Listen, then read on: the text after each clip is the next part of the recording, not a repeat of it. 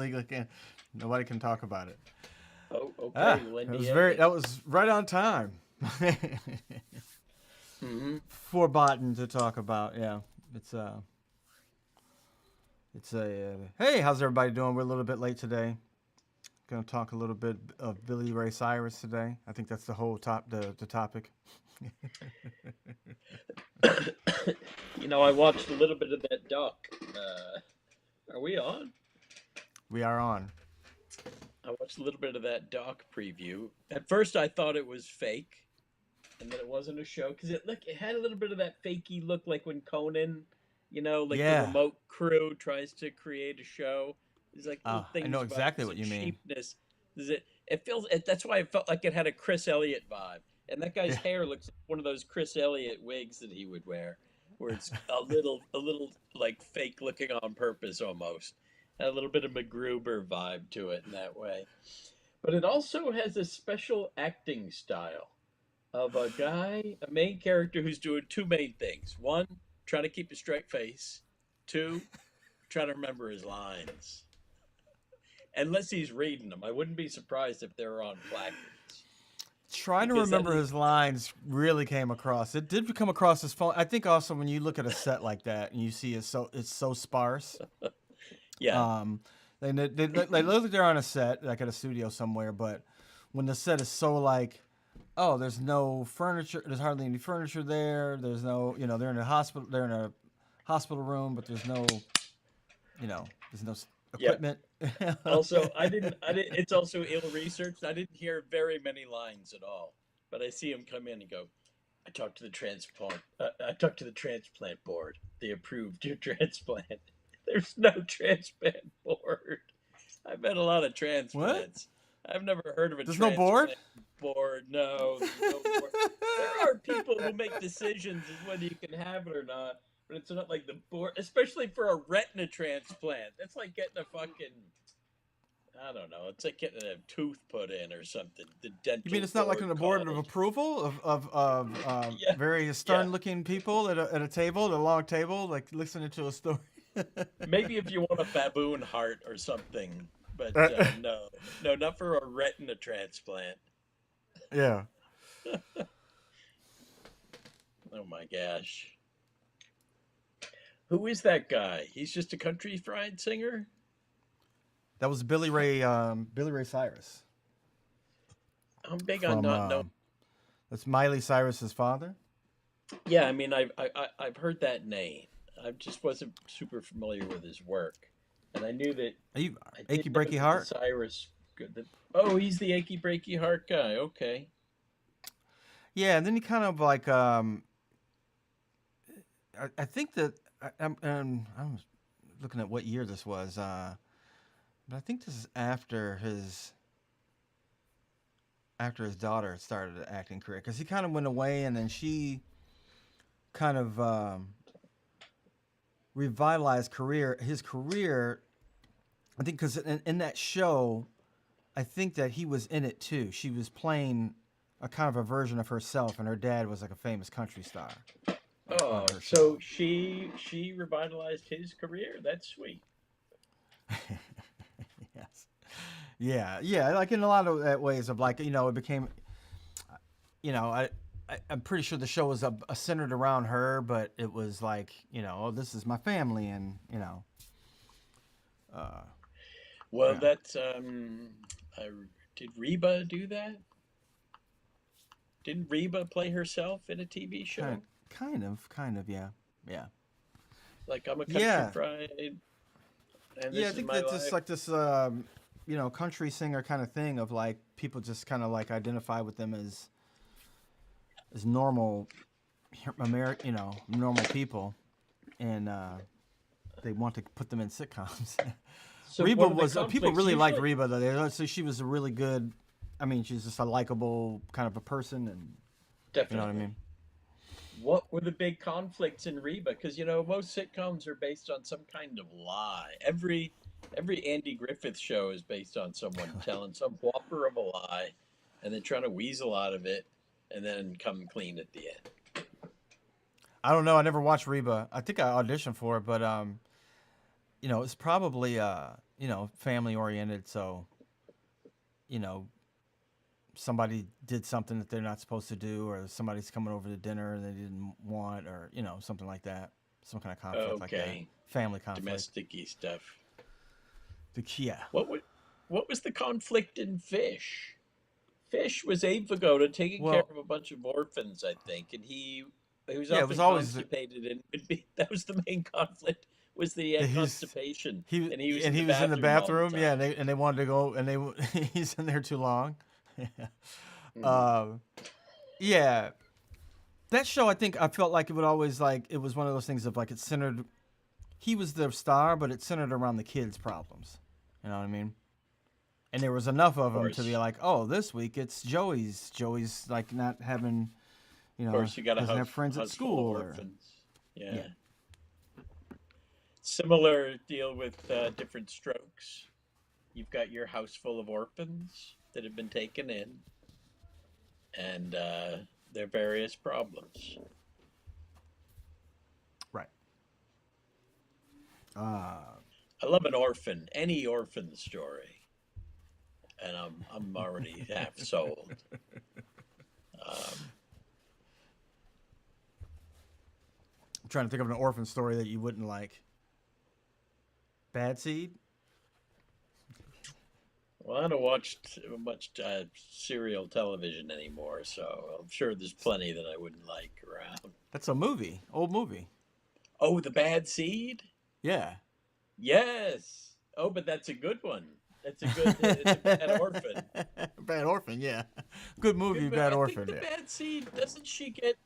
I think they do a Deus Ex Machina at the end. I seem to have a memory of her being out on like a dock near a boat and just getting zapped by lightning. Hard for me to remember how that ended. I don't. I have. It's been a long time since I saw it. I'm pretty sure That she seems got a like lightning zap. She was so bad.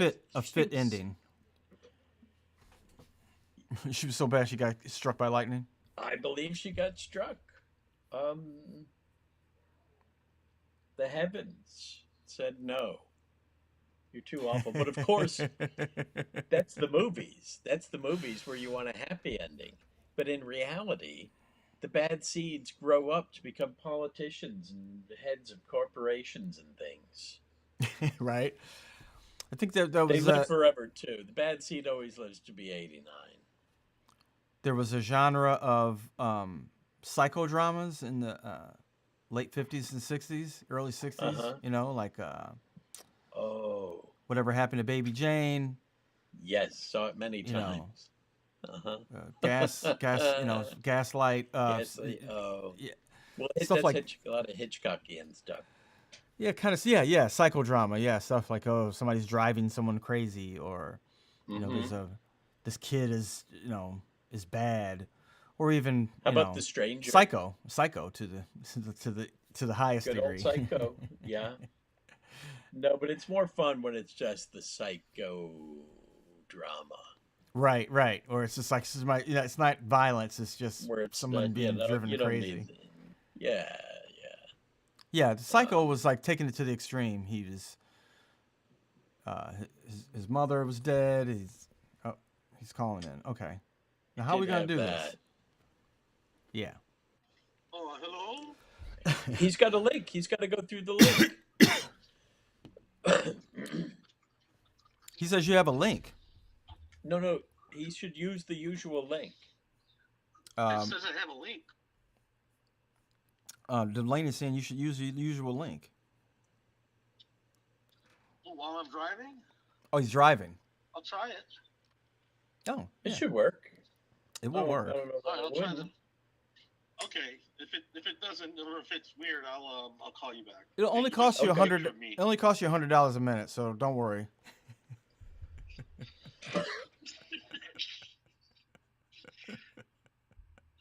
Yeah, I thought I got a good plan, and then now this happens. All right, I'll check. I'll do it. I'll Bye. check it out. I want to see. All right, bye. He ordered that pizza so fast. He was like, maybe we should do it next week. And like Zoom, he was on it, on the with that. I kind of felt the Domino. same way. I was very hungry myself and trying to figure out what I was going to eat. And then, yeah. Well, I ate some Well, resuscitated this is pasta nice. before. What do we got? Yes. Safety first. Safety first, yes. It's Raj the bounty hunter. All right, I'm on From my way the down to. the streets of Henderson, Nevada. Can you see the beauty? Welcome, the beauty of the suburbs of Las Vegas. Which is Gracias, Nevada. Taking it mobile. You got Raisin with you? Yeah, Matt Raisin's in the back. I don't know if you could There see. he is. Yeah, hey, he is. Raisin. Yeah, he's back there. Hi, dog. All right. Hey, buddy. I love going to What's get up, pizza. Raisin? Raisin's there, just Raisin. cheerful. I gotta say, Raisin is an excellent traveling companion. You know, I have plenty of drive-arounds with Raisin. Some of them were, not huge, but considerable, and he's just as quiet as can be. He's a very good travel companion. He never makes a fuss. Joaquin, yeah. Now we're on YouTube today too. Oh You yeah, can, I gotta put. go over- I gotta you put can the go over link there. up. You So, sent me a what link? kind of? I did. What kind of? Yeah, I think I sent you. Yeah, I did. What kind of pizza did you get? There's a place here that makes pretty decent Chicago style. Like deep dish, or you mean like No, cut, like just regular. cutting the squares? Yes, exactly. That style. Uh-huh. Which is my preferred style, but I'll go deep dish if it's a good place. Like the one in Echo Park's good. Masa. That's a real good one. Mm-hmm. So good. Delaney overindulged. We got Yeah, one a down little here bit. in Encinitas, Rinaldi's, which is in Chicago too. Is it good? It's okay. It's more of a wheat crust than a corn. Uh-huh. But it's all right. I like Masa's better. Yeah, I mean, that's insane, that stuff. But yeah, so this place is good. Then there's even a better place, Aurelio's, which is getting famous now because the Pope used to go to the Aurelio's on the south side. Oh, so it's blessed So then. so it's blessed. Yeah, it's totally blessed now. And right away, I just saw That's like good. things on Instagram come up, and it's like, this is where the Pope used to have pizza. Of course, there's some picture from like the 70s. Maybe it's him. I don't know. But Right. anyway, he's this outsider. There's pictures of him at Comiskey Park and stuff with a White Right. Sox hat on. Yeah. So Yes. Of course, right? you gotta give him that. Let him have the Pope. Oh, you mean the White Sox? Yeah. Yeah. Well, with Southside too. They don't have much to cheer for. Ever. Yeah, they're pretty bad this year. I'm going to a game. I was trying to figure out what game I wanted to get tickets for, Cubs, and I was like, we were leaving right when they do the Cubs White Sox series. But I got Cleveland. We're gonna go to Cleveland. Oh yeah, whatever, man. Either way, are you gonna go see Cleveland at Comiskey, or No. whatever that is? I got I got Cubs tickets. I was going to see Cubs White Sox, but we're leaving right then. I don't go to. Oh, I see. I don't get tickets to go down there. What are you talking about? I thought you need to go see Detroit or something. Maybe in the old days. No. I mean, I'd go see him play I'd definitely go see him play. I used to go there Cubs. when I was a kid. Fuck that. No, I'm not going There's a there. tragedy about not being. No. Wrigley's a fun thing, no matter what you're doing, even if you're like you're not even watching the game, honestly. Yeah, definitely. Yeah. Right? Especially for your son, I take it's going to be with you. No, it's just you. Nah, Just man. me. Stay You're going home. solo. Oh yeah, I'll do all that. I play up video games by myself and just let them watch me play video games. You got to be Sounds independent. like my dad. Yeah, you want to do this? Gotta pay for it. Yeah, it's fun. This is Yeah, that- it's fun. It's fun. It's real fun.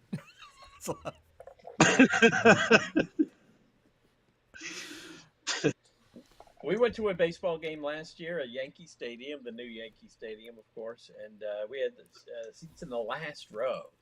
And it was nice up there. I liked the last row. You could still see everything just fine. There's a nice breeze. We Yeah. were in the shade. That's what I was worried about. I really didn't want to be in the stark sun all that time. We had a nice, Yeah. there was a nice overhang. Yeah, this is all Well, about. it's surprising I didn't do this more often, but like I used to go to Dodgers games and just I wouldn't even care what was happening. I would just eat a bunch of crazy shit because one time I went to Dodger Stadium with Jerry and he's like, "Yeah, no, it's all about just eating garbage. It's not about the game." I was like, Really, "Oh that yeah, was Jerry. there's a whole They new have good perspective food there. on the whole outing." And I'm like, "Yeah." So I just sat all the way in the back, what I feared if something cool happened, but for the most part, I was just eating horrible shit back there like a troll. I waited for some vendor to come around with hot dogs or something. Nothing. Nobody. No beer. No nothing. You're too far up there, man. You don't have enough money. Gotta give those guys a break, man. They're hauling fucking cases of Yeah. beer. They're not going to They're- take it up. No, they're Come not up, going up there. buddy. Fuck that. You come down.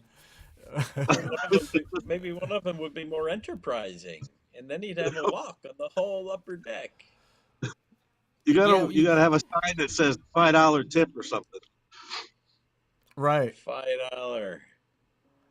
$5 sure. if you come up here.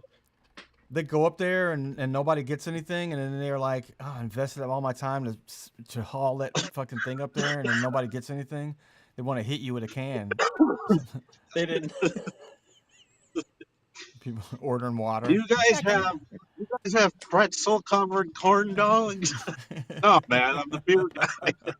Oh, sorry. I'm old timey baseball shit. Yeah, I got nosebleeds. Did you get a basket of licorice at the game? Yeah, I always come in with candy in hand. I always bring my candy from the outside, Oh, you speak in your own stuff? Hell yeah. I want to pay $15 for a jumbo Snickers bar. That's went part of to, what they get you at the airport. no. They supersize everything. So if you want to buy a fucking Twix bar at the airport, you got to buy like a huge family pack. It's like, come on, man. Yeah. Again, another excuse to be Gouge. gluttonous. It's like, well, Gluttonous. what am I going to do? Little bag for $5 or the pounder I'll just eat this for 6? 2.5 pounds of Twix material. Family size. That's how I got addicted to gummy bears. Now I go to like Whole Foods and get like scoops of them out of the thing. I get them wholesale. Oh, you're Get buying them big by the giant pound bags now. and I had to stop, Yeah. man. It's just too much sugar. I'm like, no gummy bears, no more. Same Eat with those me. I things got forever. hooked on the Lifesavers, and I Mhm. always just buy the small, modest size package. Where they're all The Lifesaver individually wrapped. gummies? Nope, just regular Lifesavers because I like to eat them when I'm at my treatments. And so I asked Linda to get me Lifesavers at the store. She got the big one, the big 5-pounder. And I'm like, oh, man, I'm gonna go through this whole 5-pound thing. I shouldn't be eating all this sugar. This is too much. You should just get one big 5-pound Lifesaver. Oh, they love that at treatment. See me gnawing on a big actual Yeah, like a Lifesaver bunt cake, size. like a bunt cake lightsaber. That's so disgusting. Looking at Did it you ever like a get Like a those dog. salt- giant lollipops as a kid? You remember when someone gave you the big novelty lollipop and you ate it, and it was Oh, yeah. disgusting. Yeah, They always, Disgusting. yeah. saved a wrapper and put it back in the wrapper with dirt and rocks in it. Yeah, all great and shit. Yeah, because everything sticks to a lollipop and fucking carpet and hair. Lollipops are the worst. Yeah. Only adults should have lollipops. No, you can't eat a lollipop in 2 sittings. That's no good.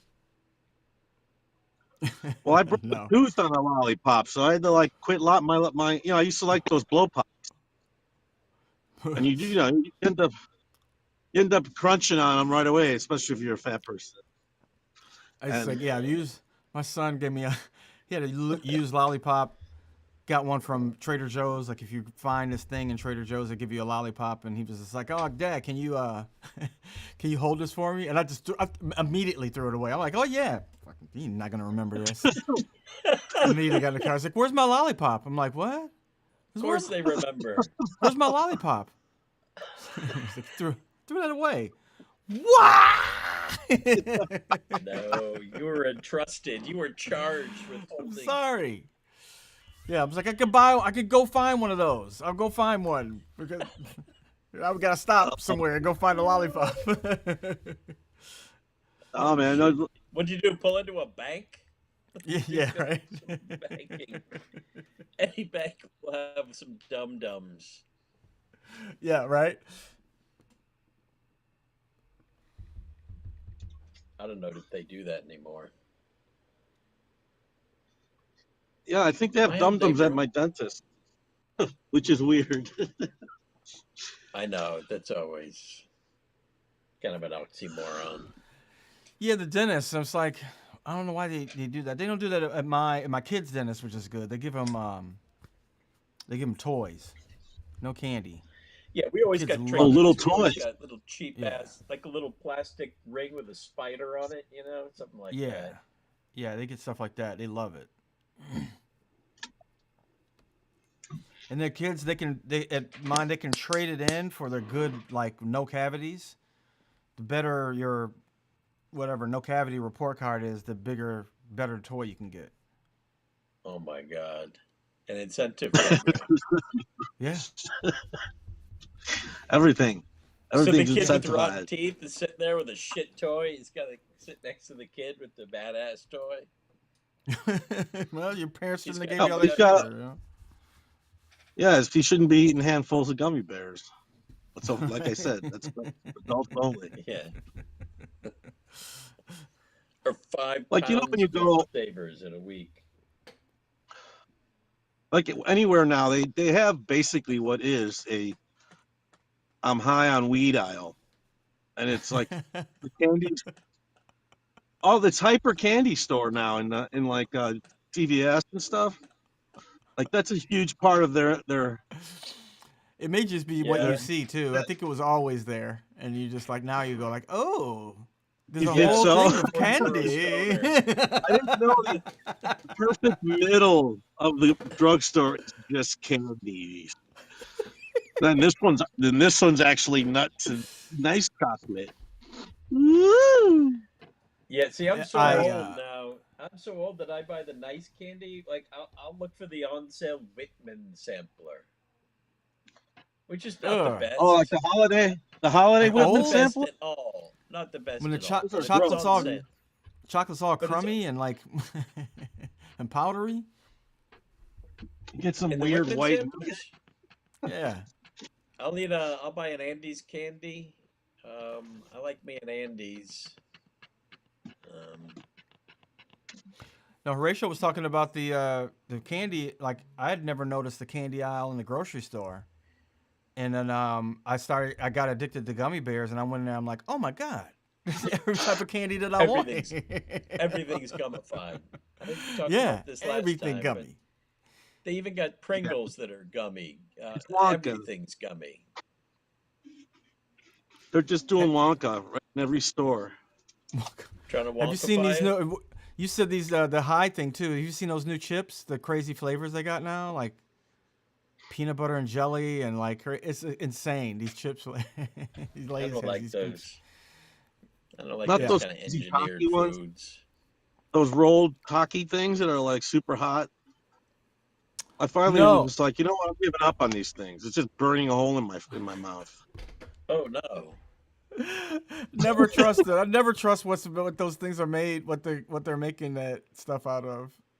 Yeah, who knows, man? It's like, but Yeah, why is it you hot? got them at Wally World. You know, when I'm driving, they have it at that big candy store, Wally World. What's it called? Eddie World. And so I would get them. I'm trying to get some air in here. Me and Raisin are hot. It's like 100 degrees today. Now, are you going to get the pizza or did you get it already? I'm here. I'm gonna go in about 2 minutes. Oh, can you take it in and talk to the people? I'd That would be rather fun. jack- I'd rather not Yeah. jackass it. You No, I guys got a recognize jackass me? Oh, he doesn't want to blow his rep because this is the only decent pizza place in his area. He doesn't want Yeah. to blow his yeah. You got cover. It wouldn't be You know, bad these if you could teens, blow. as you guys know, these teens are. Maybe Jerry doesn't know yet, but these teens are very judgmental. So you can't go in there Spit your can't go in food. there booming. Can't go booming in there. I gotta like straighten up. You right, I know, man. If they give you shit Boomer, about the camera, Boomer just coming give in here them online. Hi ask guys. them about your First Amendment rights. Yeah. Hey everybody, if you want to get the best Chicago pizza, you're gonna have to come to Vegas. Hey kids, say hello to all of my MAGA pals online.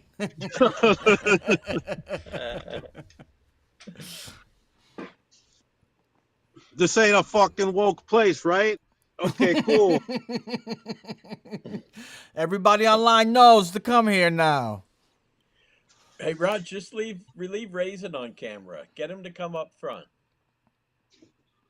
We'll continue when you go get your pizza. We can continue the The cast. dog. Doesn't he come up in your seat when you're not there? Doesn't he take the driver's seat? Not really. No, he hangs in Raise the it. back. Come up here. Come up Go here. ahead. There he is. Sit like a good boy.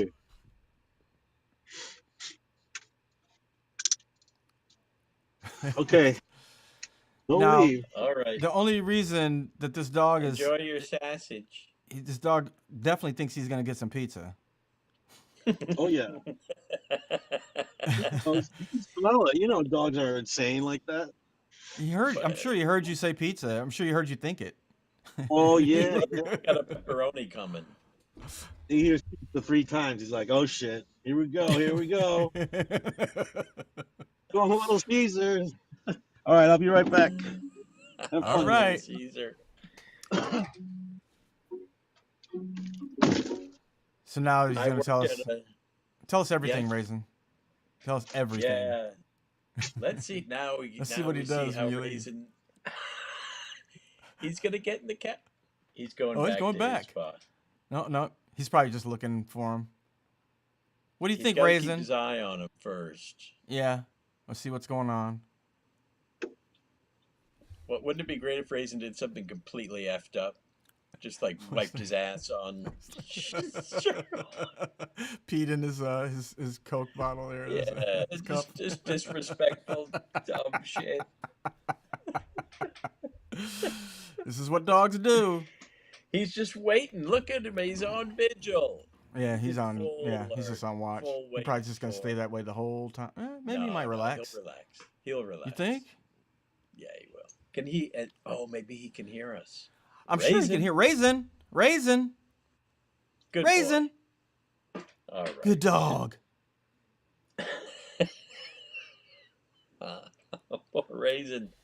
He doesn't mind. He doesn't mind listening to the podcast. He listens to a lot of Phil Hendry.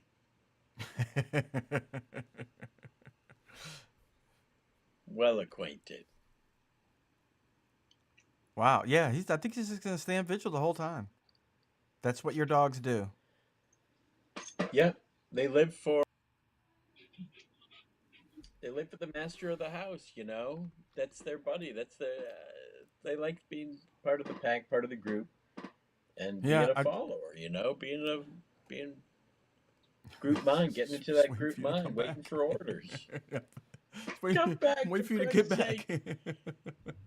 I knew he'd get into his He spot. get in the driver's spot. Yep, he did. Yes. I knew he'd go for the alpha spot. Well, There's always an alpha dog.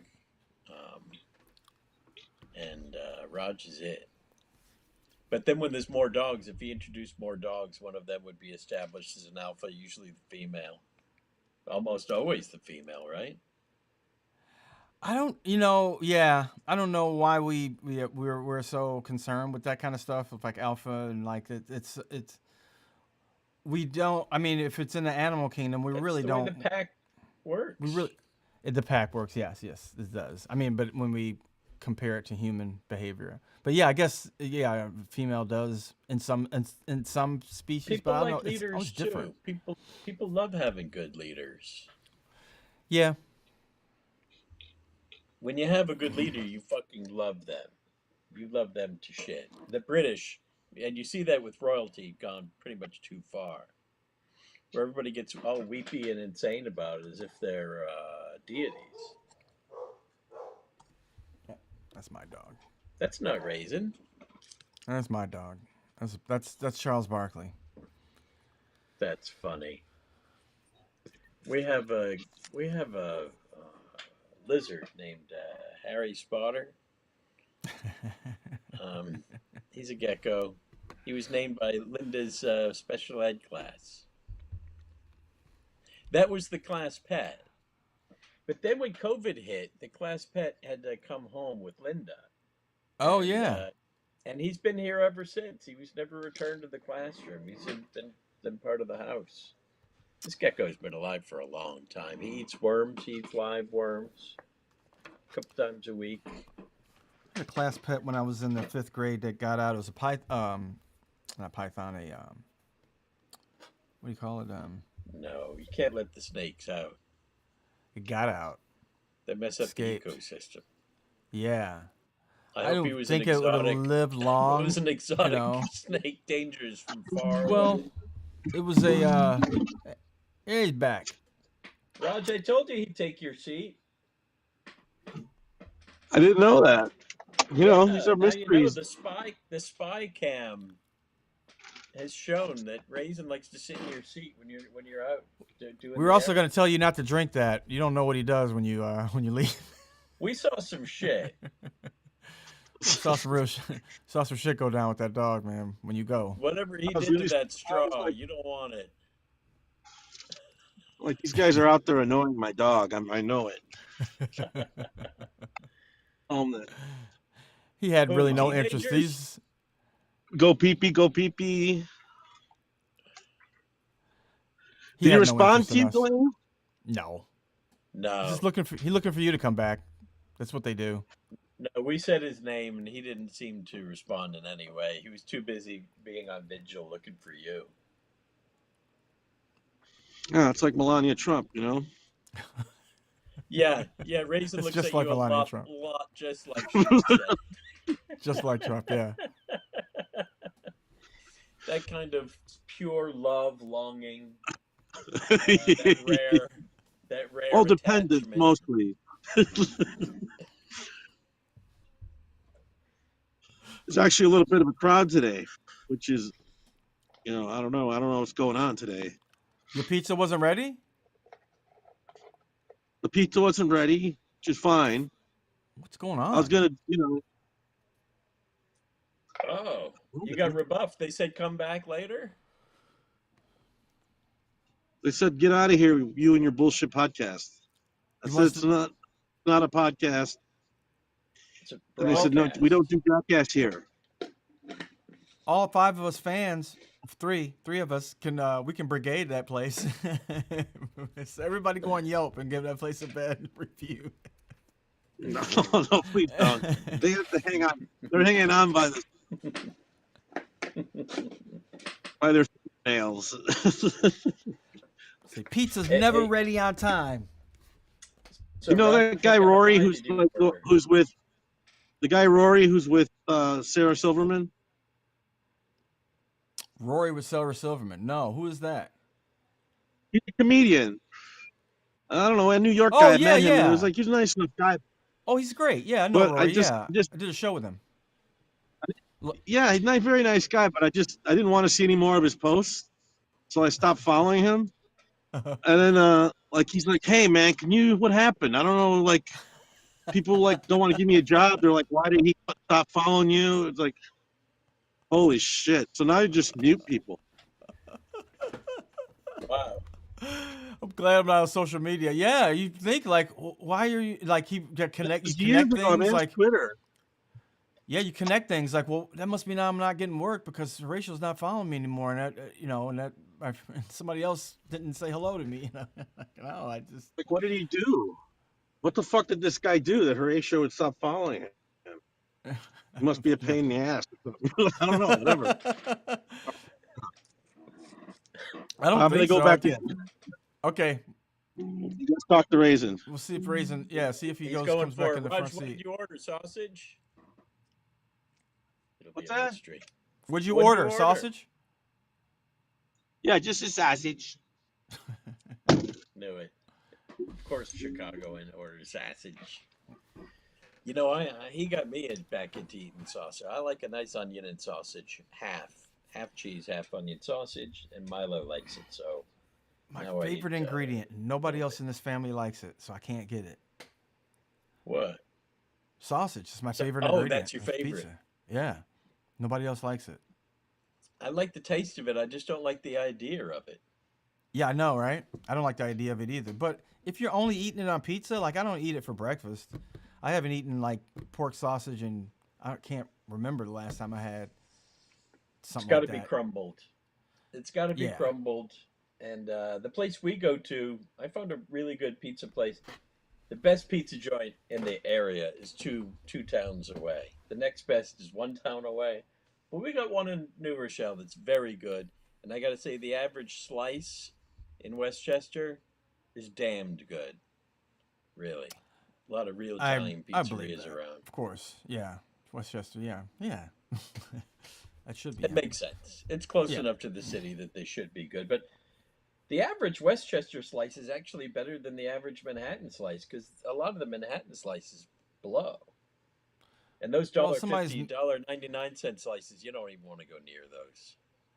somebody's making it really fast and they don't care, They don't let it rise. Don't let the dough rise. They don't have time. Just No, making pizzas 99 all day. cents. That's Yeah. like flatbread. That's just flatbread with cheese on it, which is I fine. mean, that Hey, if all happens you to got me plenty of all the times where all I time. had was a buck. When I make pizzas and I don't let the dough rise. It's just it's gonna be flatbread. That's the way it is today. Yeah. I should have got on that bread wagon during COVID. Remember, everybody started making their own bread. Making bread. Yeah. That's what John Lennon did. What's a Beatle to do? You're a fucking retired Beatle. What are you supposed to do? What? You're as rich as God. There's nothing else you can conquer. You stay home with your kid and make bread. When you make fresh bread and you taste it, you think like, oh, there's no other like. This is so good. I can't even believe it. This doesn't even need butter.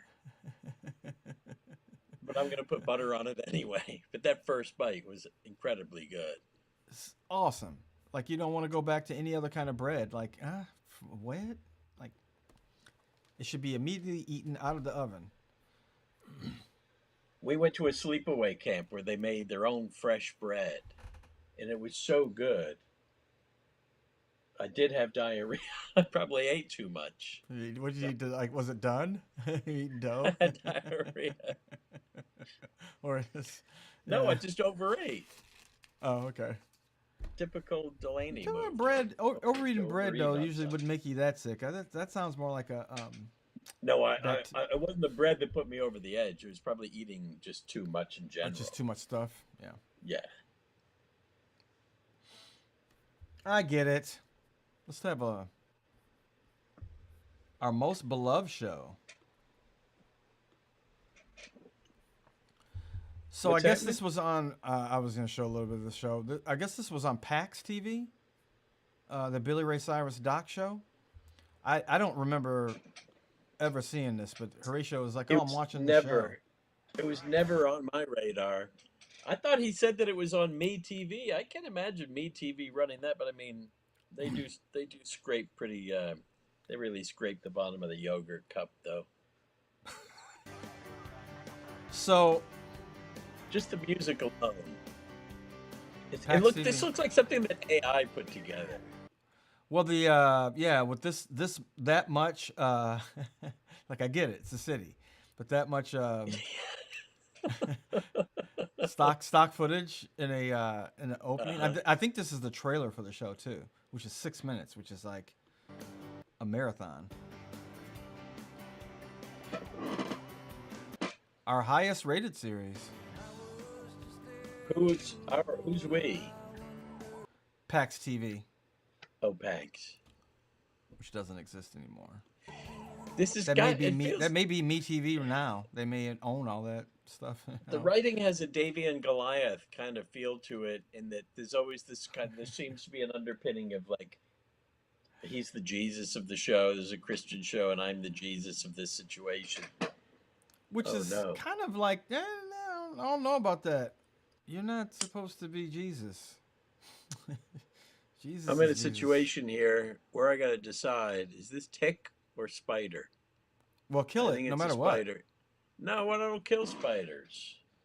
Why? Is bad luck? It won't Well, rain.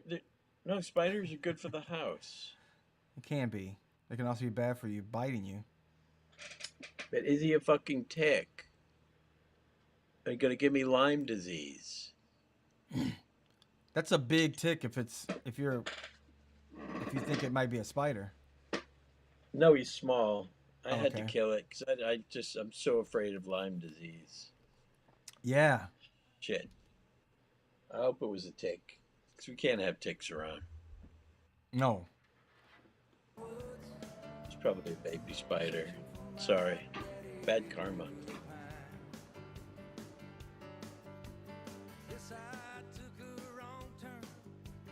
He's hugging people. Comfort. He's giving comfort. He's giving wisdom.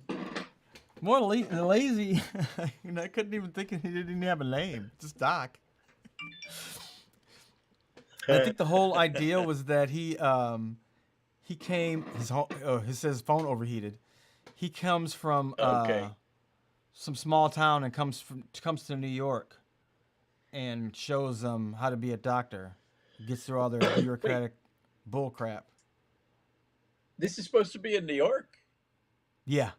That's why you saw the Oof. the footage up top of the city. Oh, I didn't know that was New York. Right. Yeah, it did It really doesn't look look pretty like generic. New York. The interiors was- don't. Where is the? What part of New York is that? Is he in like maybe way out on Long Island know, or right? something? I know, right? Like what drywall? Like office? Let's see. Let's still look a little bit more in. Being a good doctor's about a whole lot more than just knowing medicine. I'm just waiting for the punchline to kick in on this thing. Like, where's the MacGruber idea? I feel like it's coming. The drop is coming, and it never comes. It's just triteness.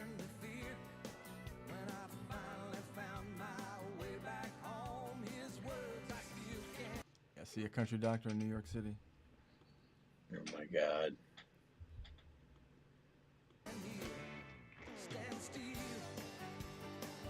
I'd like to see the PAX version of a New York City doctor in the country.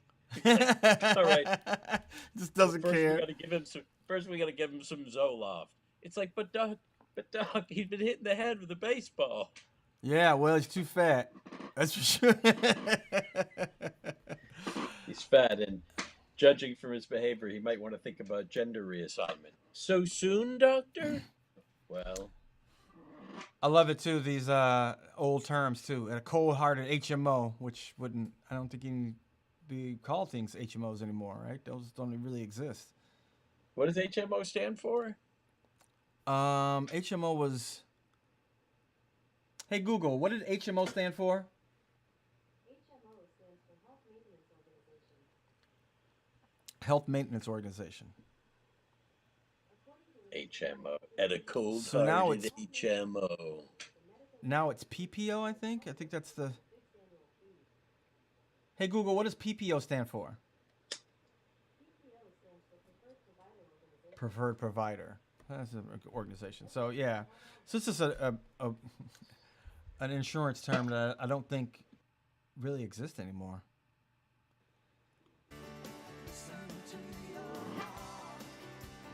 Probably like this TV show. Brad Hale sees his wife and his kids for the first time in his life. He's never seen my face. What if he's disappointed in me. Whatever he's imagined is going to pale in comparison to the love he's going to see when he finally gets a chance to look in your eyes. I knew you were hurt. We've all been there. We want to say a prayer before we go in there. I always do. Sometimes it's just hard for parents to let go.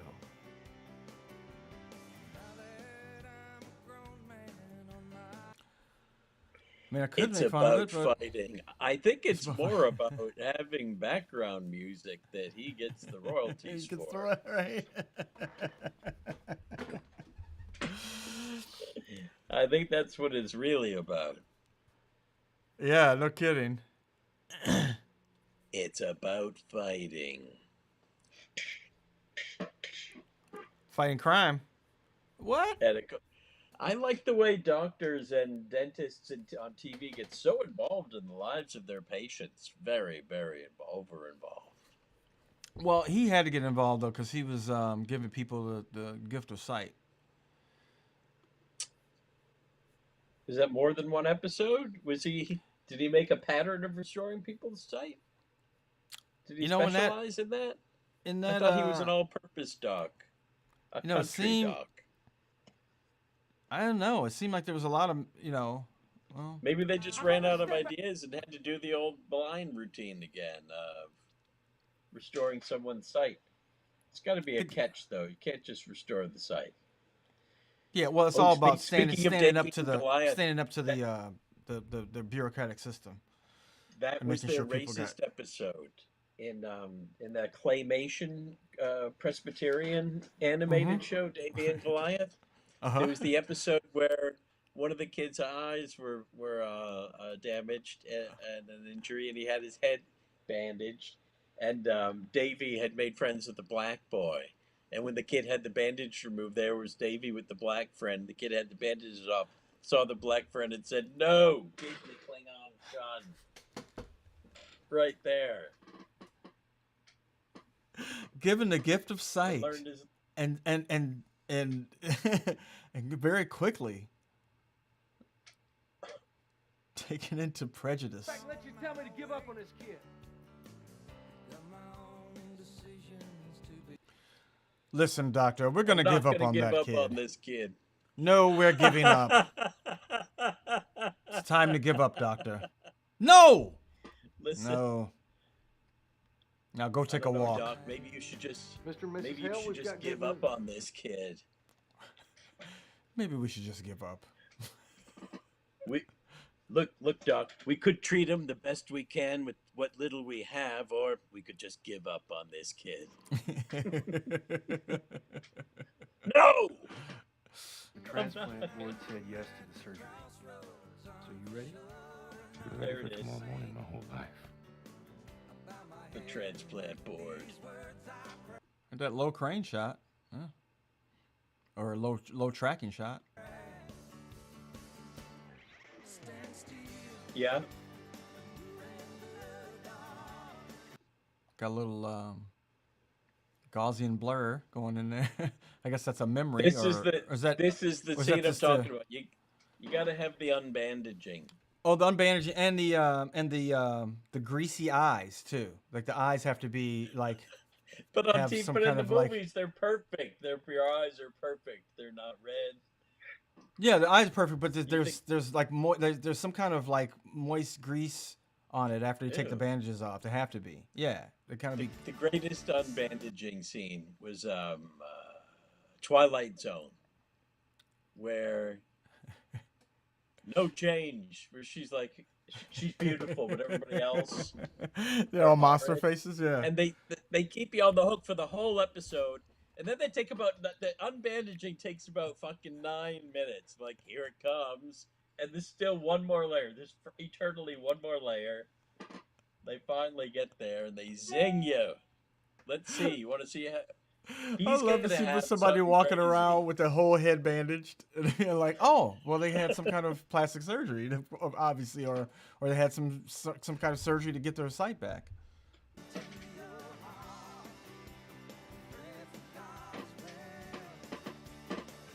See the Yeah, he's got goo. He's got he's goo. got some...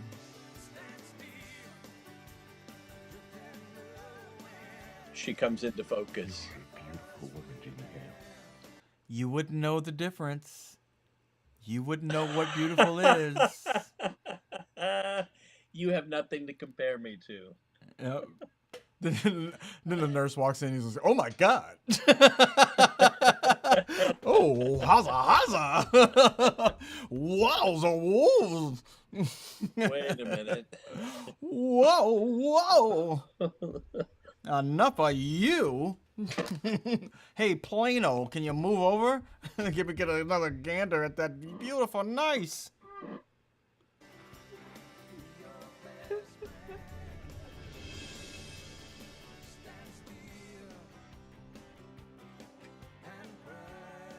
Keep that A music success. going. A That song success. hasn't stopped. Oh no, he's got to keep his host. I love the whole crew looking too. The whole See that guy with the bow tie? yeah. Right? That's the guy you don't want to be. He's probably the comic relief. Or the He's foil. He's the lovable goofball down in the lab, something like that. You think? I think he's the stuffy, go by the book doctor that he gets them to open up a little bit. I don't know. I saw a half a second of him, and it seemed like he was going over the fence for the levity. Okay, so he was the comic relief. I thought so. Oh, boxing. But I wouldn't be surprised if he was a pencil pusher. Yeah. Terrific television. Oh, They don't say who they're quoting. It could have been the cameraman. no, that was TV Guide that we're quoting there. Oh, But okay.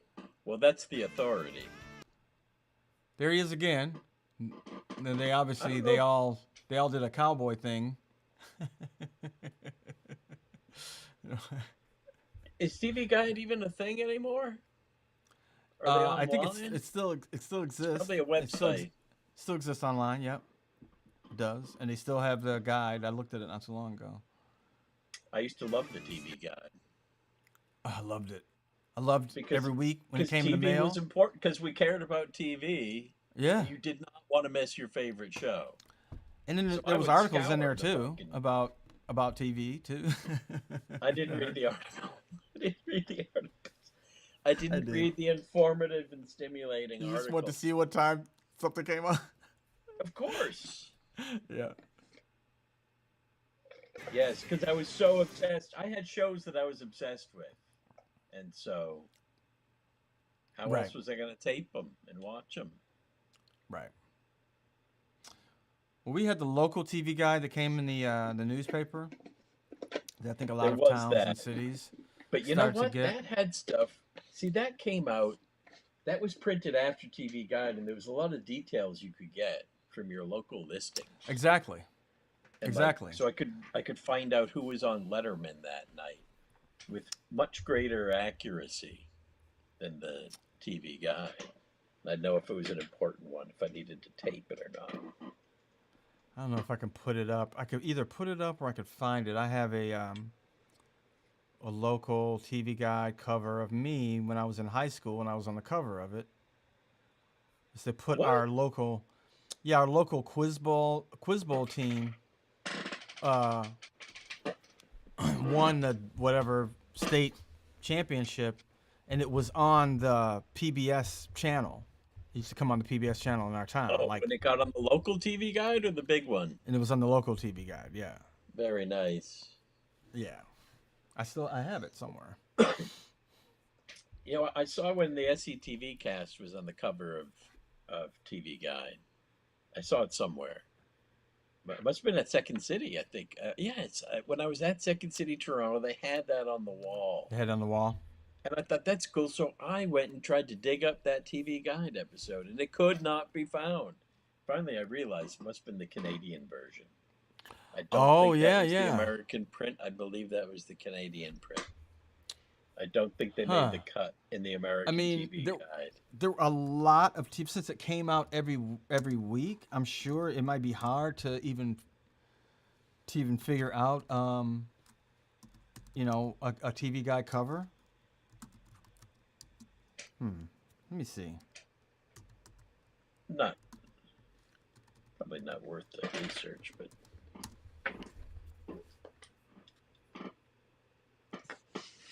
one of those things. May See 1980, TV.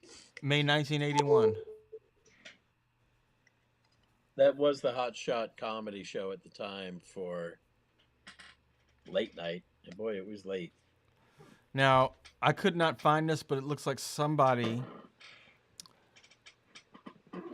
had it and put it up on Facebook. You want to check it out? Oh, I've seen it. I've seen it many times. Is this This one? is back in the day. This is before internet. Yeah, that one. That's them. That's when they had all 7. They only had the whole 7 of them for one full season.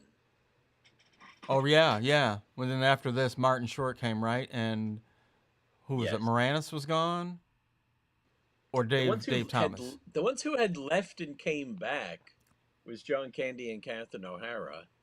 They had acquired Rick Moranis, and the rest of them had always been there. Then Rick and Dave split to go do Strange Brew, their movie. Right. Catherine split to have a life, purportedly.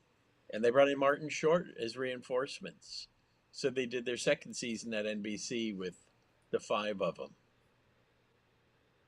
Flaherty, right? Yes, Peter Martin, the 5. Yeah. Candy, Levy, and Marty. And Joe Flaherty said his quote was, "Marty saved our bacon." Because he came in with so much energy and so many ideas. Ideas, yeah. They had to fill. They had to fill stuff up, right? Because they'd been around. They started in 1976, and by the time Marty came in, it was 82. So they'd been doing it for a while, sitting with these characters in this world for a long time. Right.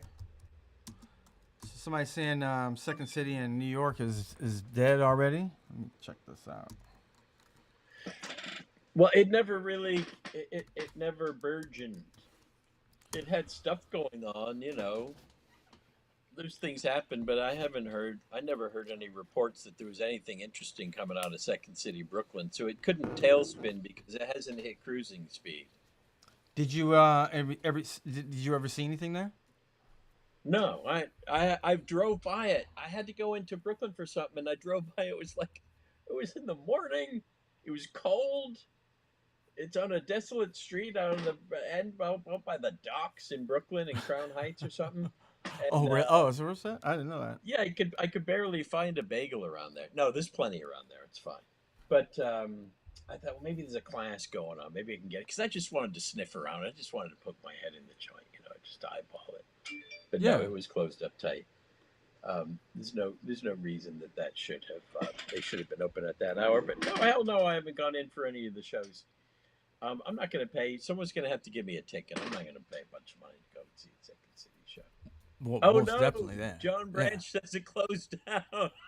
Yeah, he's saying it closed down. I was looking up some info to see if there was anything. No. I don't see anything. I mean, I could find out very easily. Gee, I had a long-term plan that I wanted to infiltrate over there and try to get a summer class going. Too late. They should have brought me in sooner. Yeah, that kind of thing, man. You gotta you gotta count on that maybe not lasting long. You gotta jump right if you're gonna get anything out of it. Didn't seem exciting enough to make any sacrifices or put in any.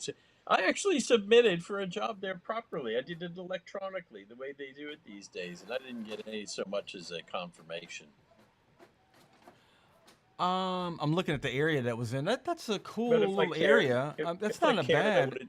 No, the area is fine. But if I gave you shit, I would have lifted one finger to go down there and show my face and go schmooze somebody. Oh, but I didn't. I never showed my face once.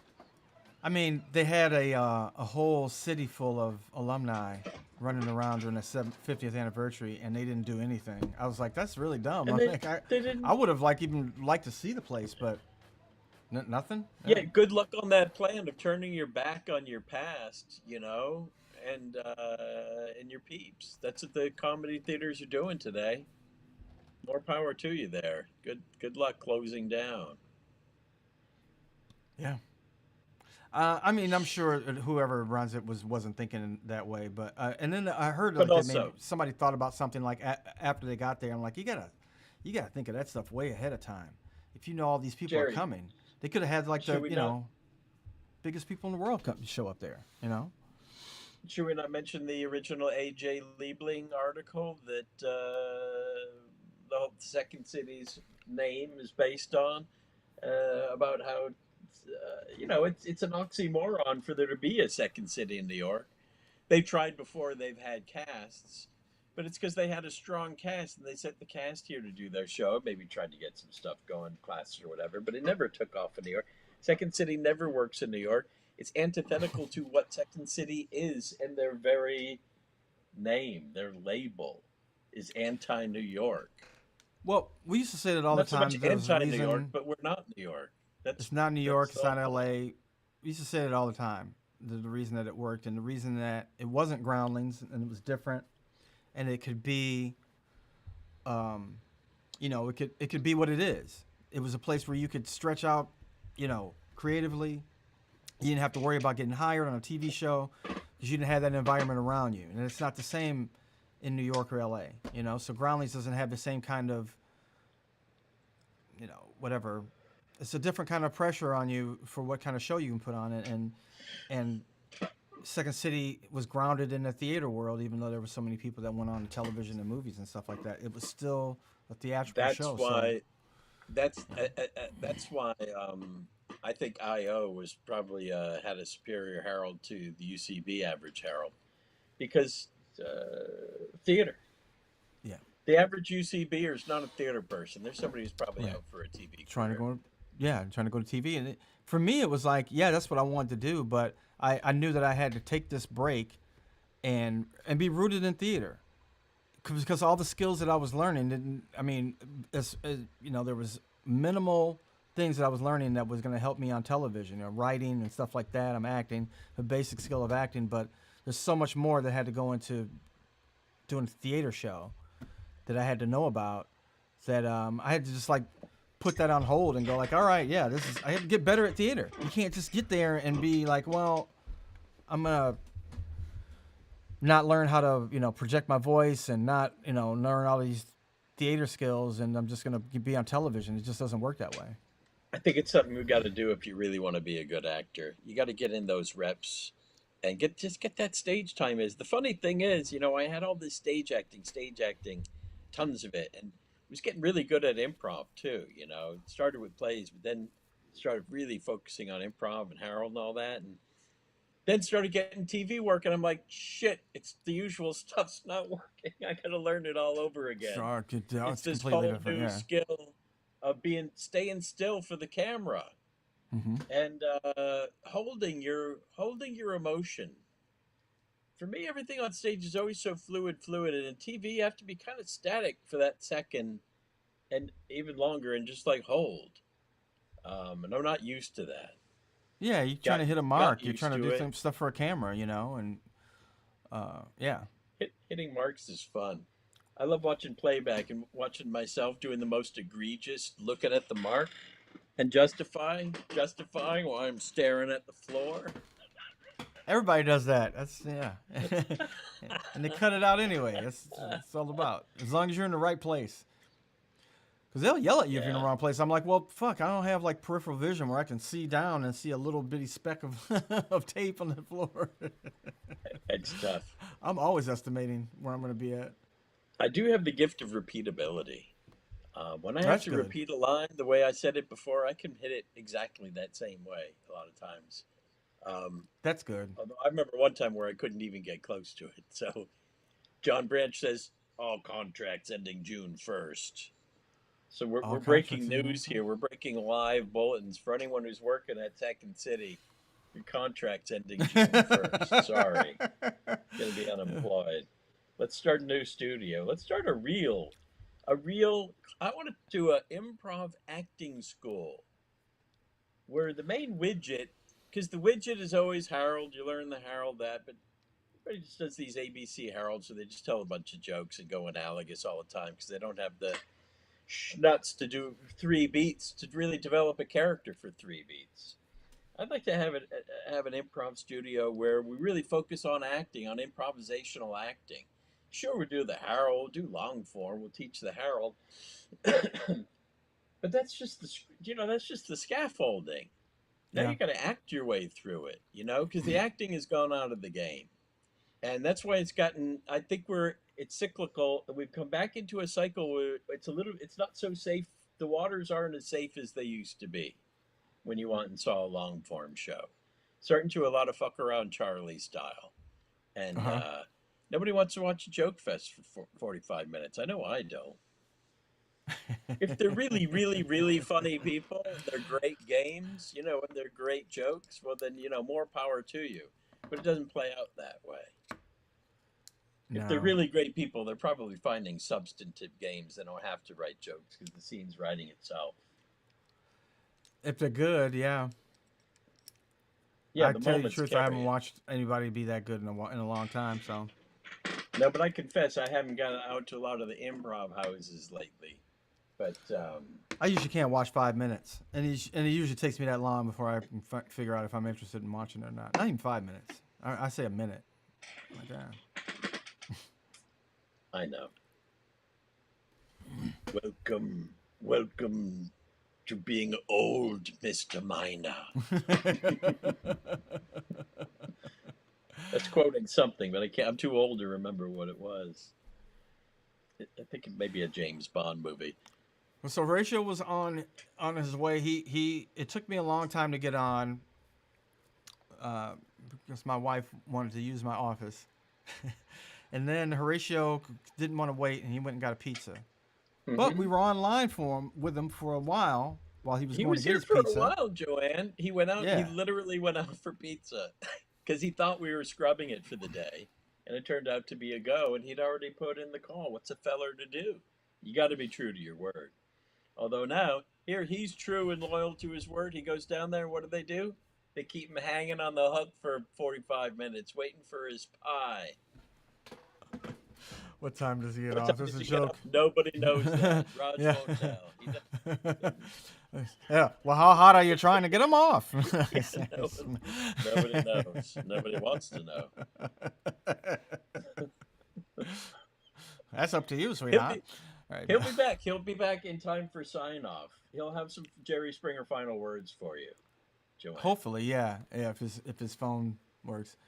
His first Took him on sushi. his first sushi. Well, Okay.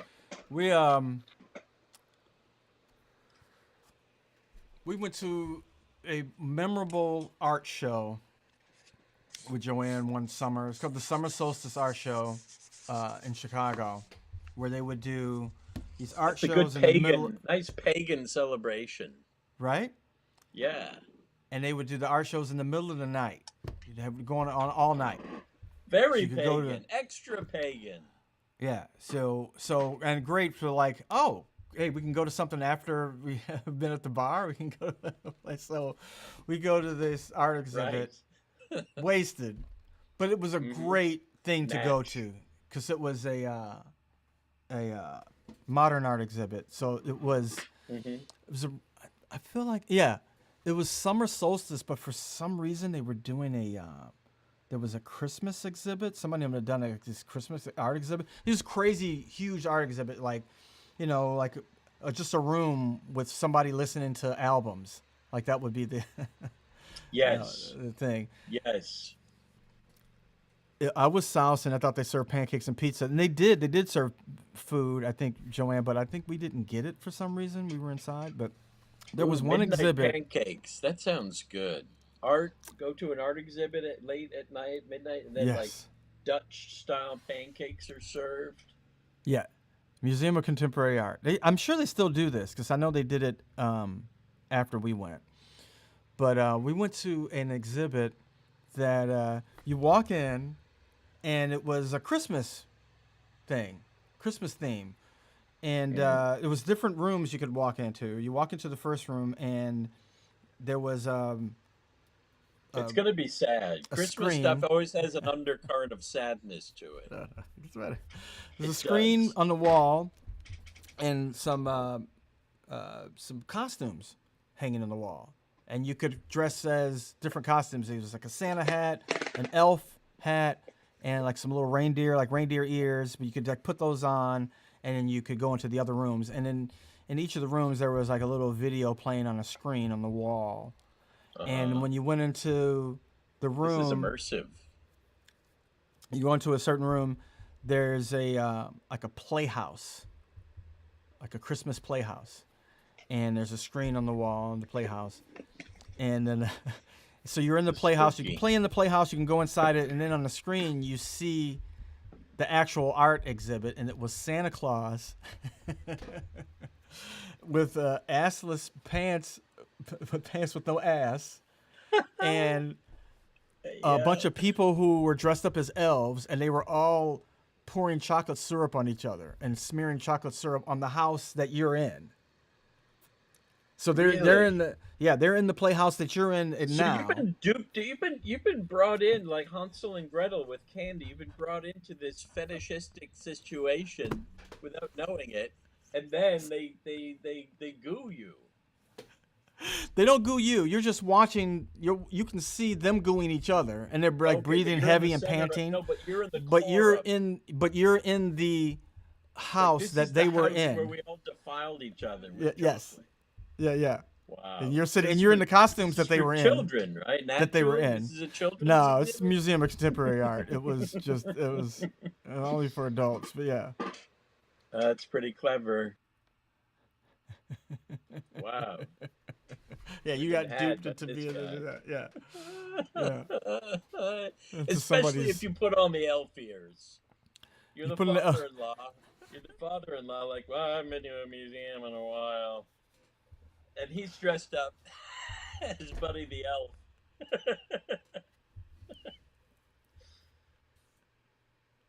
Yeah. Yes. Now you get it. Now you get it.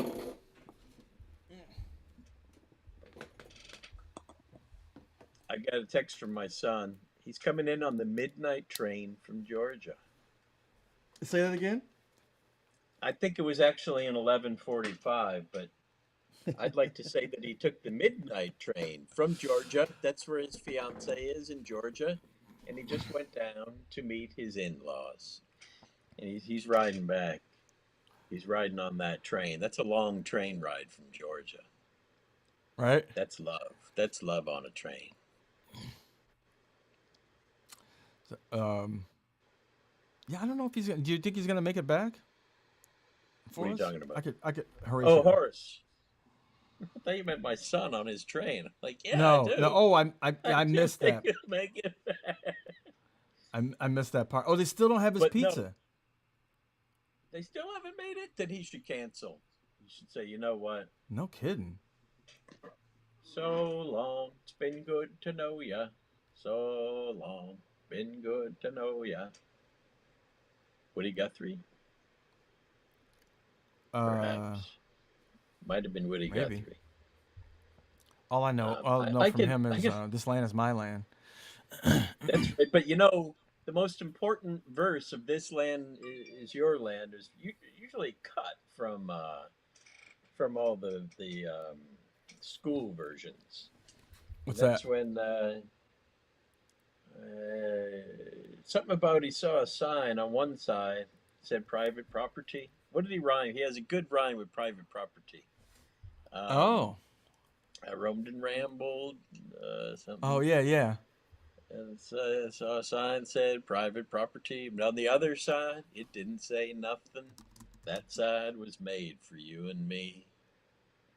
Song about freedom. And not having private land. Yeah, they cut out the commie verse. Yes. What did they rhyme with Let's private see. property? It's a beautiful rhyme. There was a big high wall there that tried to stop me. The sign was painted, said private property. But on the backside, it didn't say nothing. This land is made for you and me. Tried to stop me. That's songwriting. Yeah. That's flipping songwriting there. Woody. Woody was the core of the whole American folk music scene. But unfortunately, he was plagued. His life was plagued by two demons, disease and fire. What was the fire? He had fires. Lost family members, Oh, I didn't know that. probably some children. I didn't know that. He went through some fires like when he was a kid, or I think throughout his life there was a number of fires, tragic fires. well, A that's lot of suspicious. That's candles. Well, suspicious. he lived in the oldie times, and he lived in a Yeah, lot of shacks, and they used a lot of candles. yeah. He famously had his guitar that had scrawled on it, "This machine kills This fascists." refuels these fascists.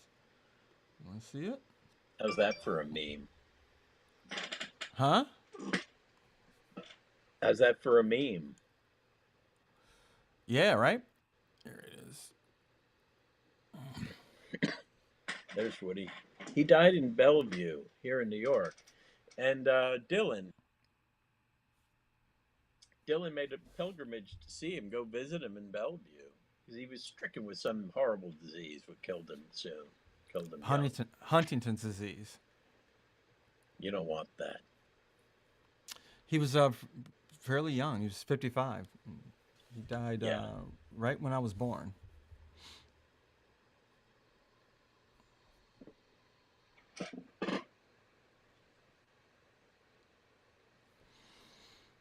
Yeah, folk music had its day. It was all about civil rights, even though it was predominantly a white form of music. That was the whole gig of civil rights. Well, and the whole idea of folk music was that it was music, American-made music, so they didn't really see themselves. I mean, I guess it wasn't really. They didn't see themselves as racially, like it was just. This is the music that people sang, and I happened to be white, but they didn't see them. They didn't see it as. Like It race wasn't music, identified. No, not at all. Not at all. They sang about black people all the time. Plenty of songs to Medgar Evers. Well, and original folk music took a lot from blues too. So like the instruments, like using the guitar and stuff like that, and banjo, obviously, they had taken it from. And from Europe, that was all And hybrid stuff that these Europeans brought over, and they came over because they didn't have a lot of money. They were simple folk, and they played fiddles, and they played what they had, and they brought it over with them, and then brought it up to the hills of America, where it then matured into this other thing, mixed in with the blues and these other things that America brought. It's every country has its own folk music. We're Right. not unique in having folk music. Except Canada.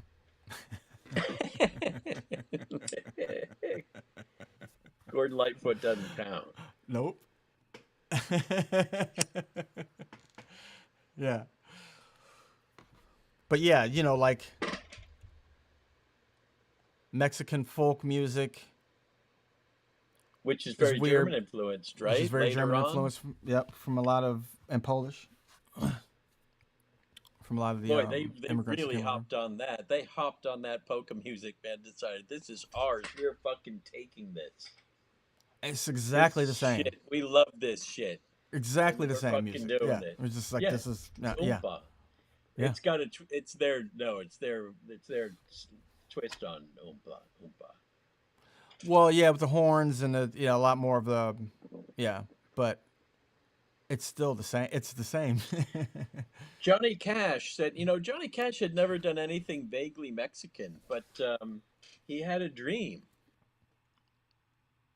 He had a dream of those horns in Ring of Fire.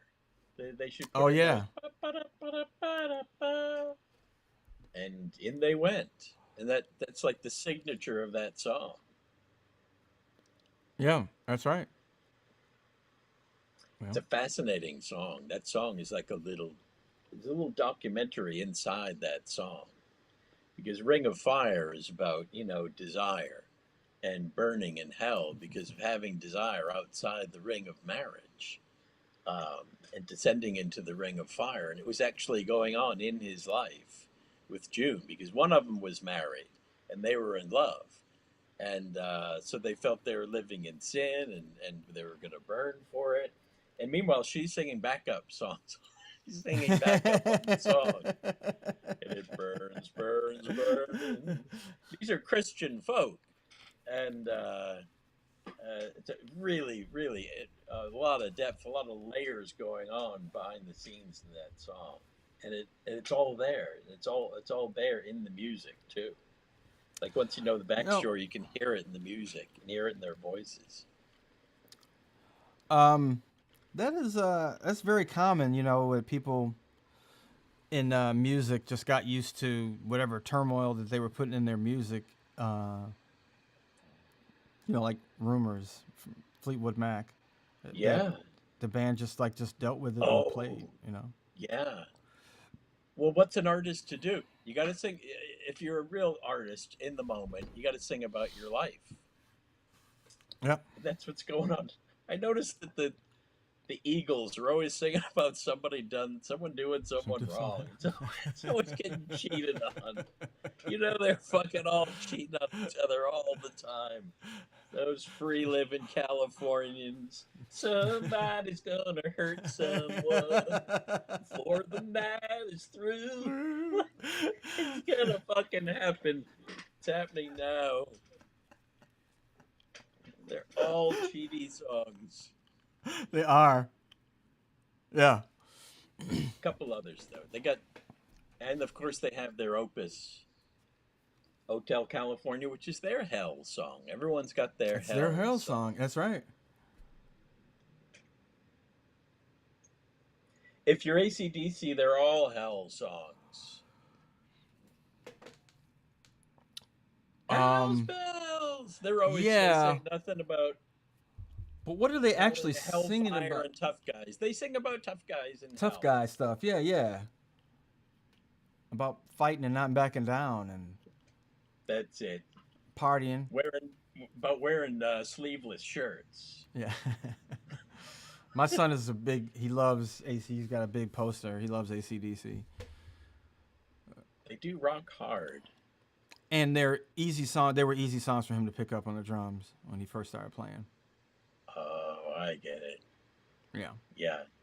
And guitar. No. You can learn guitar licks like they're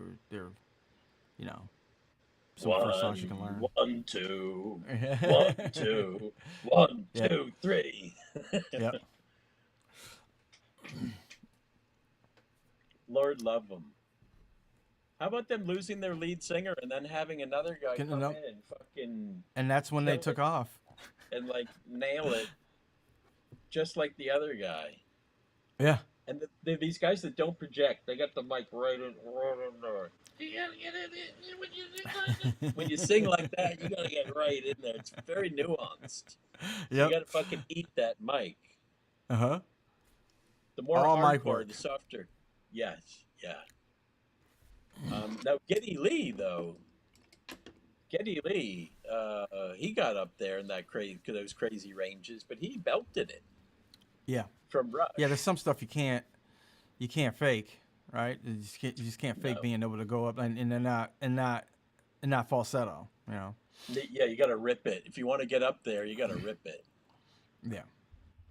I struggle with falsetto. I just can't. It cracks. It cracks terribly. Yeah, it's a hard to head voice. It's hard to do. It's hard to do for any singer, especially going in between two things. I can do it once in a while. If it's early in the morning or if I have a cold, I can rip out some stylistics. Oh yeah. Yeah. Go away. Nope, I don't have it today.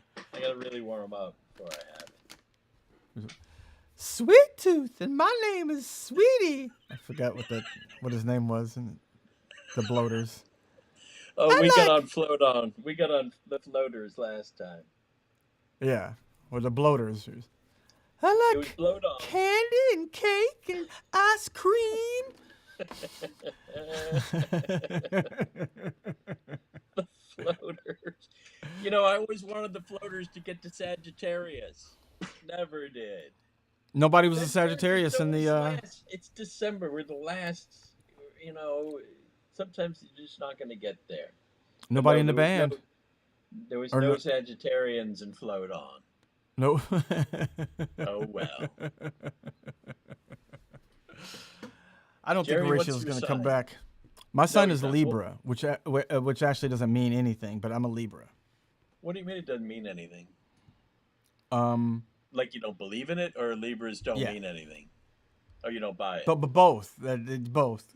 Like, it's not too See, much I about the I sign, and I don't I believe in believe none of it and live by all of it. it. That's what Steinbeck said about the people of Cannery Row, and I like that characterization because I like wishing on pennies, and I love that. I do getting too. All that dragged to superstition. church once in a while on Christmas and all that good stuff, and reading tarot cards and all. I want to do all that shit. Shooting star. Do it all. Do I really, really believe it deep down? No, but it's part of what makes life interesting. There was a thing I came up with in high school. We used to read our horoscope every day in homeroom, and I was just like, you know what? Hmm. This is There's bullshit. somebody that's locked up in a room somewhere that they can't go anywhere. That's reading this horoscope, and it's telling them the same thing it's telling me. Like, today's your day. Like, No, but you see, it's a, Jerry, it means it's a different slave. things to people at different phases of their lives. And the horoscope is a general energy, and how it applies to the energy in your life is specific to where you're at in your journey. Something Sure. like So that. the sex So slave it in a applies. dungeon is like, oh, well, today's my day to. The sex slave in the dungeon. Today you will excel above all others. Oh no. Oh crap. Jerry, I just found out. Now sometimes, someone pulls the rug out from under you. I've been a Sagittarius my whole life, so I identify Sagittarian, and I know all the little quirks, and I know what what the menu's going to say about me and all that. But then I find out there's this thing called your rising sign, because your sign is just your sun. So my sun is in Sagittarius, but my moon's way over there in Virgo. And it turns out once they all average together, you get this thing called your rising sign, and that's your real sign. And I Yeah. find out my rising sign is a Libra. So now I got to get used to being a fucking Oh, Libra on top of well, being a Sag. It's like, no, Sag is just part of it. I think the rising sign was just so that somebody could tell you what was going on instead Even of more stuff, just to have yeah, more yeah. stuff. Yeah, No, but yeah. when So you do a like, read, but when someone does your astrological read, they don't just read your sun. They factor in all that shit because these are facts. When you were born, Saturn was in fact in a specific house, and all the planets were in a house, and we have charts to tell you all that shit right, of where everything lay right, where on the everyone second is you were the. born. They're very big on needing to know where in the earth you were born too. That counts. That matters. Oh, that counts. I didn't know that. Yes, yes, it does. But when I think about it, though, Jerry, light is so important, and the sun is everything. All life comes from the sun. The sun gives all. The Egyptians didn't have it wrong with the whole Ra stuff, and All with the light doesn't come whole from the sun, no. with the whole. No, no, no. It's Mushrooms. bigger than that. Mushrooms. Well, Yeah. mushrooms, are very good candidates for interplanetary travel because they like cool, dark spaces and they Yeah. last a long time, unlike mammals and things like that. Um, seeds can last for a while, but a mushroom, a spore, can actually be an interplanetary traveler and still Yeah. survive. Yeah. You're not going to see any seeds doing that. Nope. But listen, as far as the horoscopes go, I was born in December.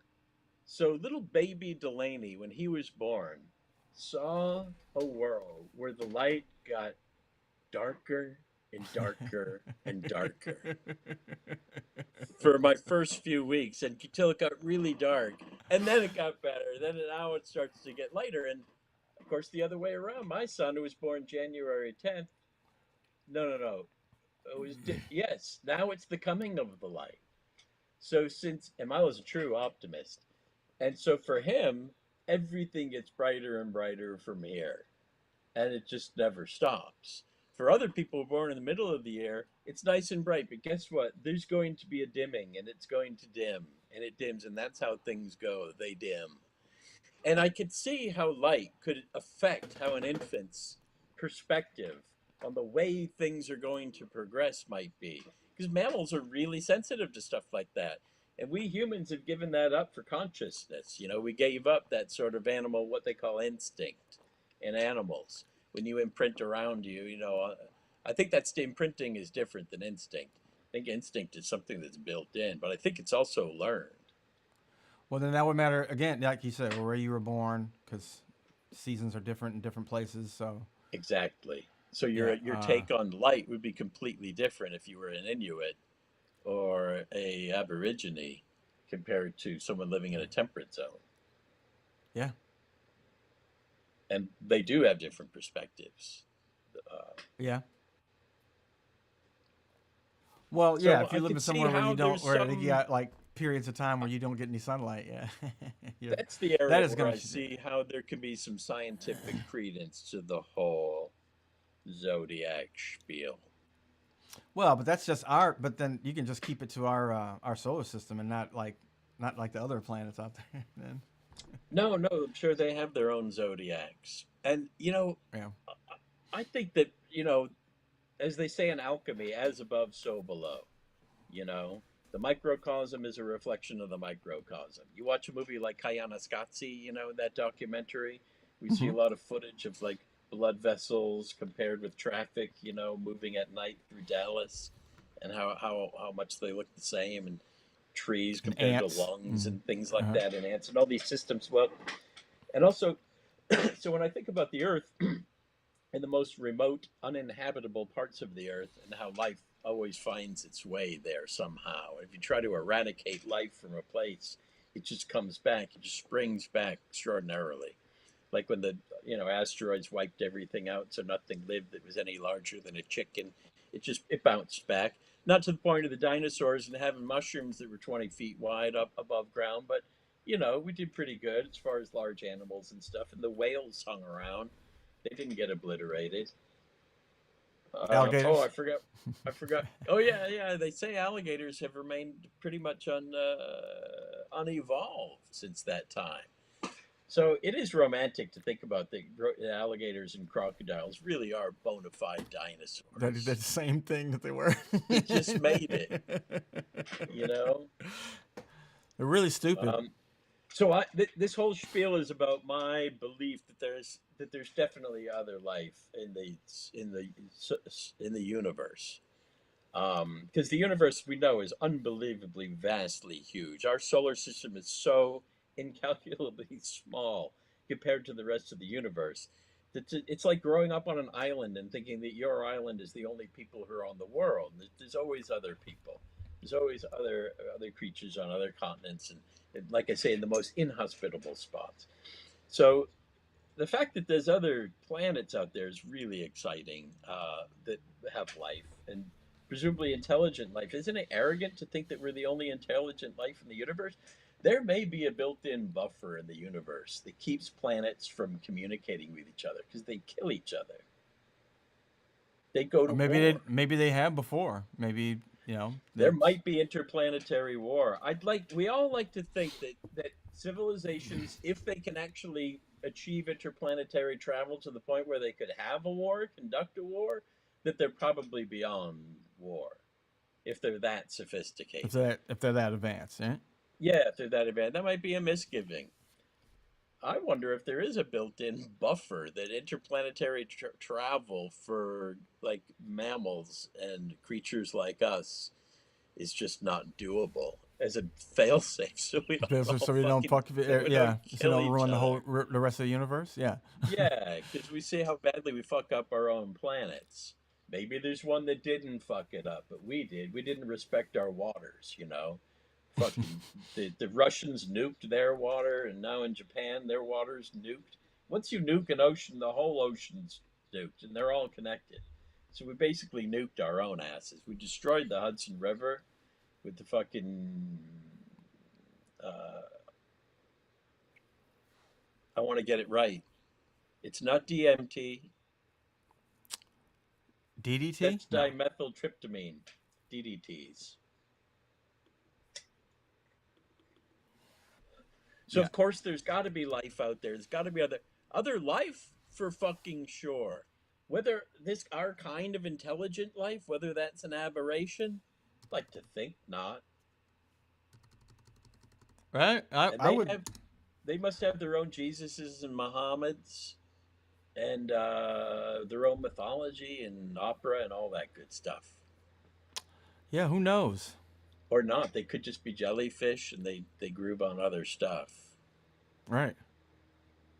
Maybe they're like vapors somehow. Maybe they live in vapor. Maybe there's some kind of thread people that are intelligent and they live in vapor and they I don't know. They I would build love it if there crystal was houses. like, this is exactly all of the life in the universe is exactly like it is here. It's just fucked up. It's not. Well, that's Star Trek. That's what Star Wars. That's what Star Trek is basically, except It's the like, oh, forehead shit. area, Yeah. except the prosthetic forehead. What? It doesn't get any better? Like, no, same shit everywhere you go, the whole universe.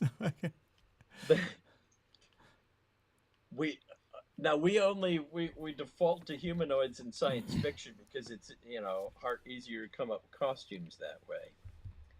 But wouldn't that be a gas if the humanoid form was somehow some kind of default setting the way it is in Star It's like Trek? like everything is. No. That's enough to make you believe in intelligent design or something Right? like that. Yeah. But I don't think so.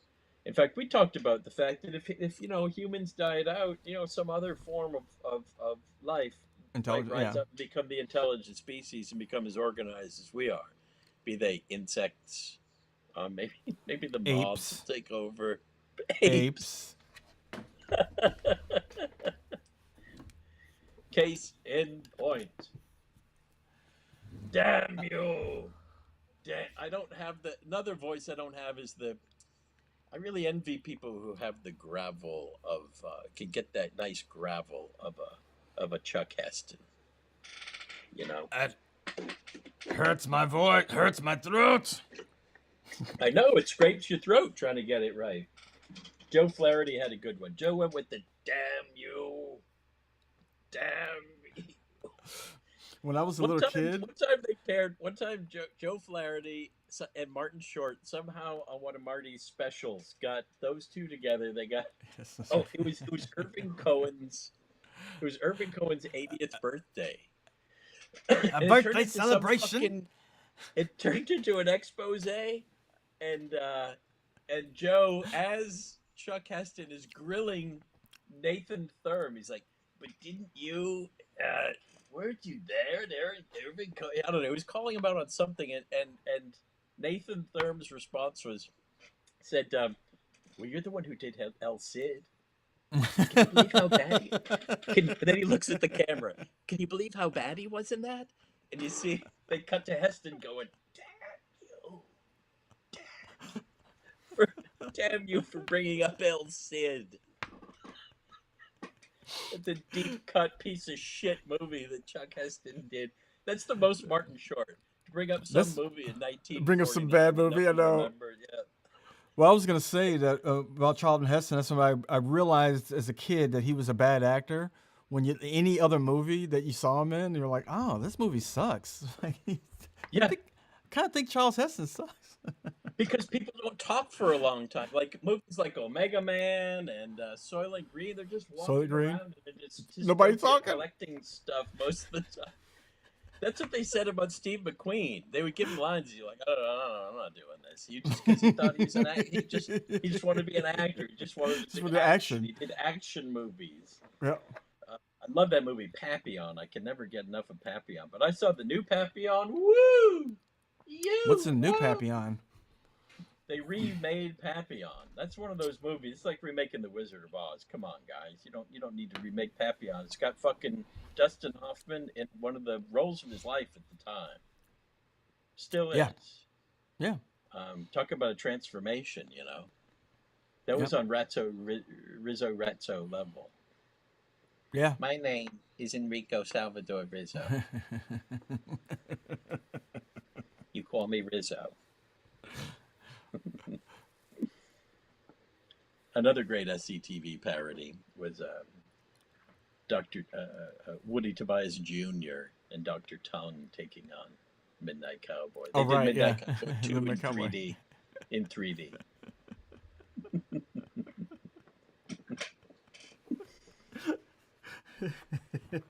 And they shot it in That was hard for me Toronto. because I hadn't seen Midnight Cowboy when I saw that sketch.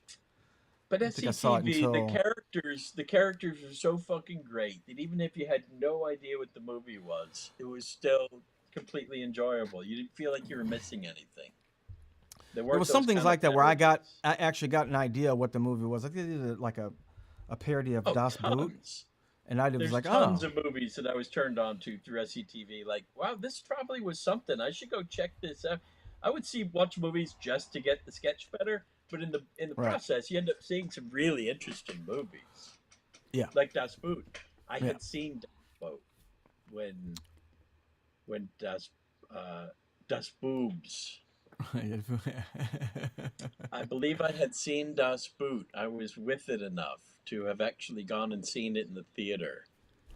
I appreciated Das Boot more than I did Das Boobs because I never went and watched movies like Porky's and stuff like that, Right. which is what Das Boot was making fun of. Right, yeah, Directed by Harold von Ramis.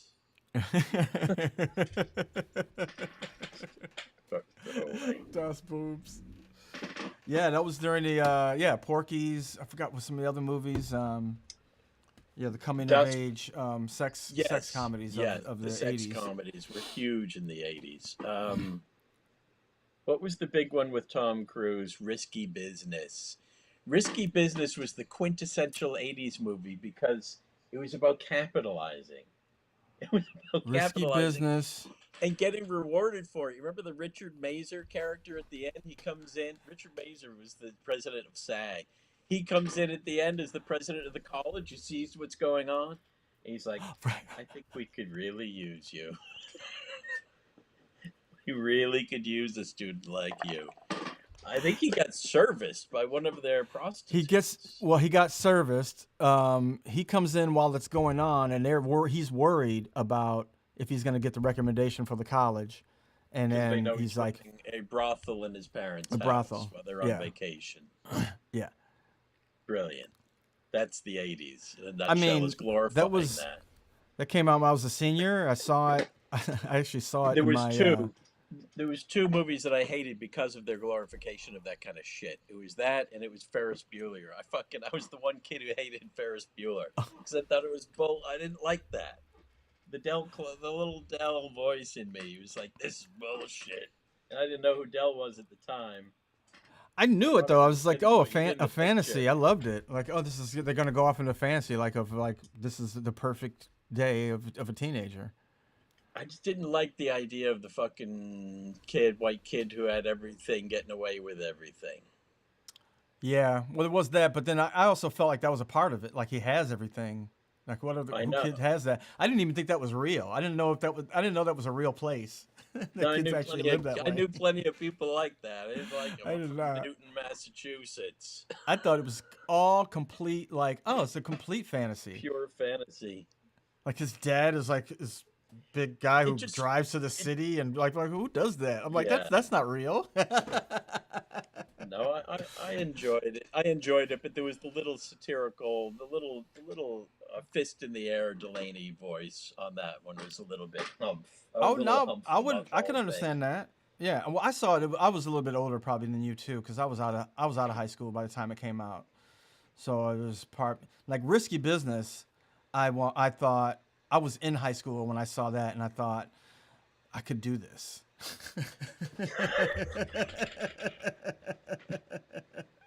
I thought perfect movie, perfect, and I could actually movie. I could probably actually do this. Yeah. The only Tom Cruise movie I ever really loved was The Color of Money. I thought that was good.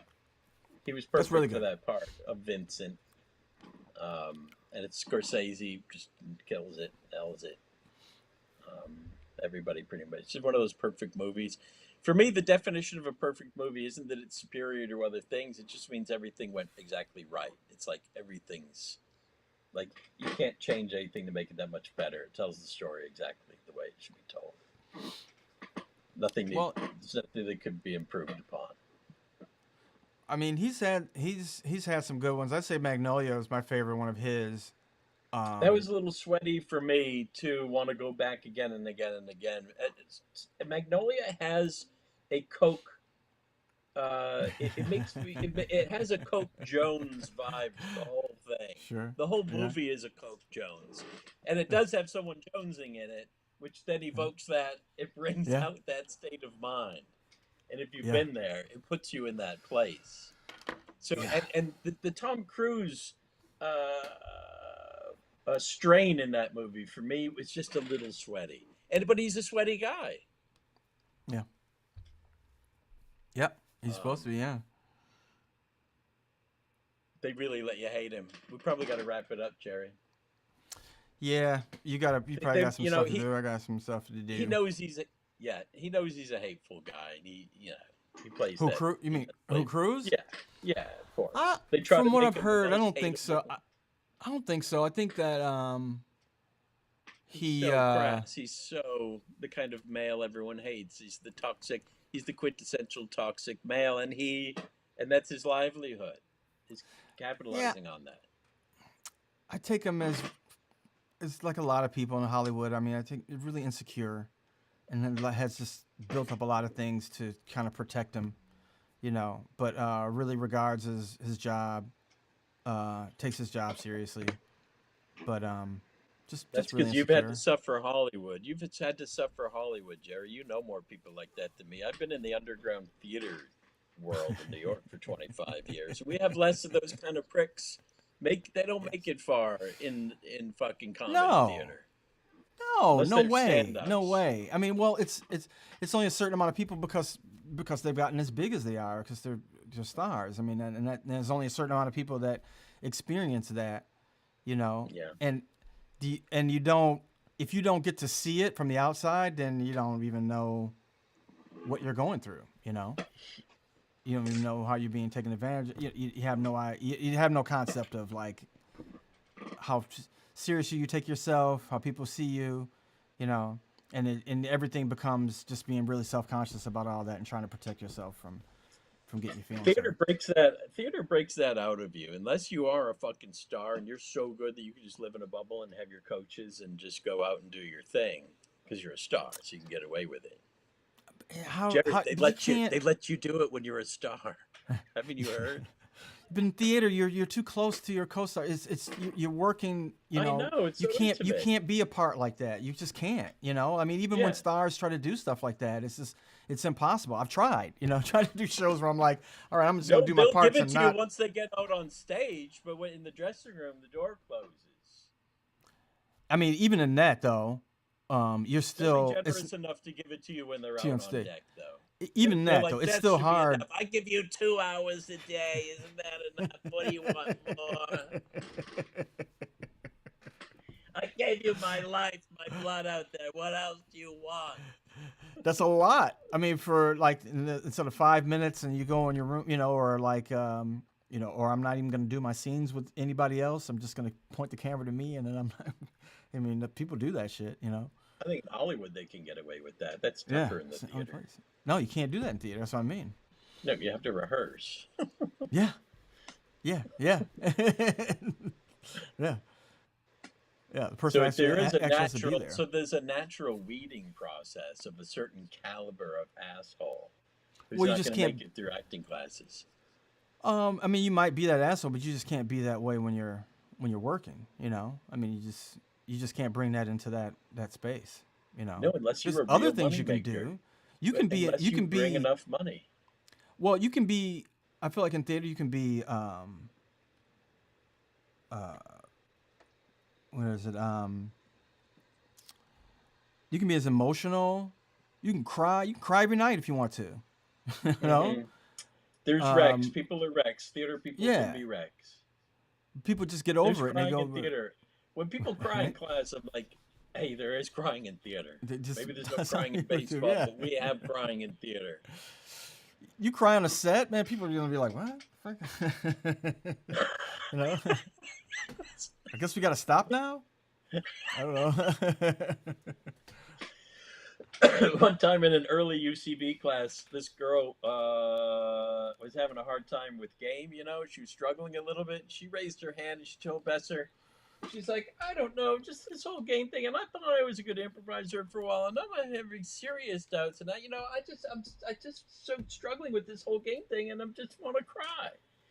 And so he addressed the whole game issue with her, and the fact that you come from maybe some slightly different training, and getting introduced to the new thing. And then he says, and as far as the crying goes, I guess you could just go out in the hall. And then he moved on. And moved on to the next thing. Next question. Yeah. That's how that kind of stuff was handled. You cry right here. Well, yeah. No, if you have a quiet cry. I had a crier last semester in class, and you know what happens? You just check in with them, make sure everything's cool. Is it kosher? You getting help? Do you need help? You cool? It's cool. All right, it's part of life for you. Cool. We're cool with it. Just do what you got to do. Yeah. Crying happens. People cry now. I guess in our day, you would run out of the room. If you're going to have a good cry, people would they would dash out, cry in the hall, come back. I mean, I was in Second City, so it was like people didn't have probably a chance not a lot to. Of crying. No, I mean, no. Every show, somebody had some kind of crying about. Not every show, but like every rehearsal process, like somebody was going to lose it. Yeah. And usually the director. I made an actor cry once. I felt so bad.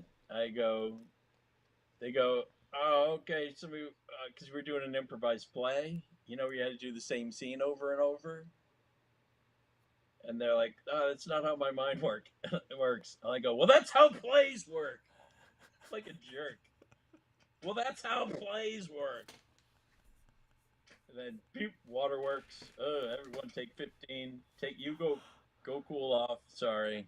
Everyone take a break. Yeah, you gotta watch that, man. I didn't blast them that bad, but that is the words that I said. Well, that's how plays work. True, but yeah, I can see somebody like, well, yeah, maybe. You make a lot of mistakes when you're a young director. And an old director, you still make mistakes, but you make egregious mistakes when you first start your couple first years of directing. Right. Yeah. Yeah. Especially in your communication with people. That's it. You're like, when you look back, you're like, I could have handled that way better. I didn't need to make a fucking issue out of that, just say, hey, let's just do this. Yep. And sometimes you think you're handling it delicately when in fact what you're doing is framing it more than you needed to have.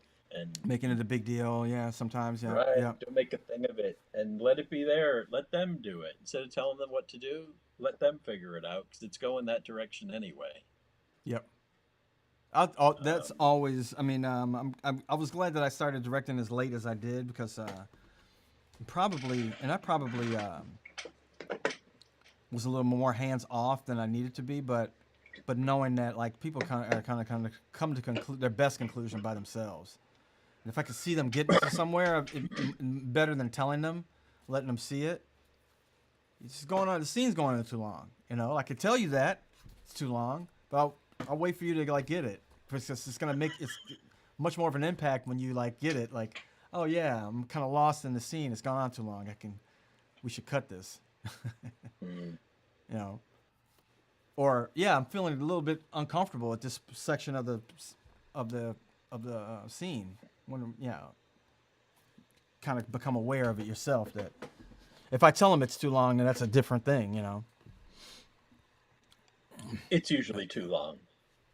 Yeah. It's almost always too long. Always too long. Yeah. Always. If you thought it might have been too long, it's definitely too long. What's that old improv thing they used to say? If you're starting to think maybe it's time for an edit in this scene, it should have come 30 seconds. It should have come. Oh yeah, yep, exactly. Yeah. I was You're trained always late. to not wait for the right moment. That if the scene starts to die, to not save the scene, to not save the actor, to cut the fucking scene, just unceremoniously. I just fucking start the next thing. love that so much, especially if you're out there and you're struggling, and somebody's like willing to go like, let me take the direction of it. Yes, forget about what I was just doing. Forget about that. Let's think about something else. The only sin that you can do in that situation is when someone gives you the edit and the improviser goes, "Thank you." That's the worst. Thank you. It's like, what do you mean, thank you? No, We were thank all you. enjoying that fucking. Maybe you were up there suffering, but we're actually enjoying this. Don't act like you're fucking suffering in the scene. You're up there doing a play. Like, oh, thank you for relieving me from the horror of doing that scene. Those Oh, people that made me dreadful do it. scene. You just They saved made me. bro. They made me do it. Yeah, that was your idea. That wasn't even my idea. No, the audience, you made me do that, you assholes. You made me keep doing it. You made me keep up with the ideas that I had. You made me keep saying those lines. You made me agree to Thank all you. this dumb stuff. Thank you. Isn't that the worst?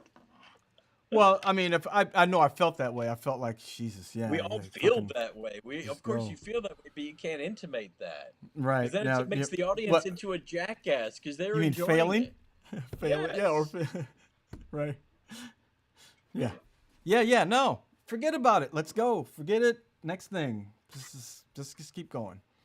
I remember right. someone asking Michael Shannon about failing on. Was he afraid of failing on stage or something like that? Or like it was actually Glazer who was fucking with him, but then Shannon gave the sincere answer. He's like, "Well, I can't imagine actually, how you can fail on a stage. You're just on the stage, you're doing something. There's no way to fail. I don't know. Maybe if I had a heart attack and died." I'm not really sure how I would fail on stage. Well, you That was- didn't say that those. was the How about nature of not the saying answer. not saying the lines you're supposed to say? If you forgot all the fucking words, but this is Gravid Water, where it's Right.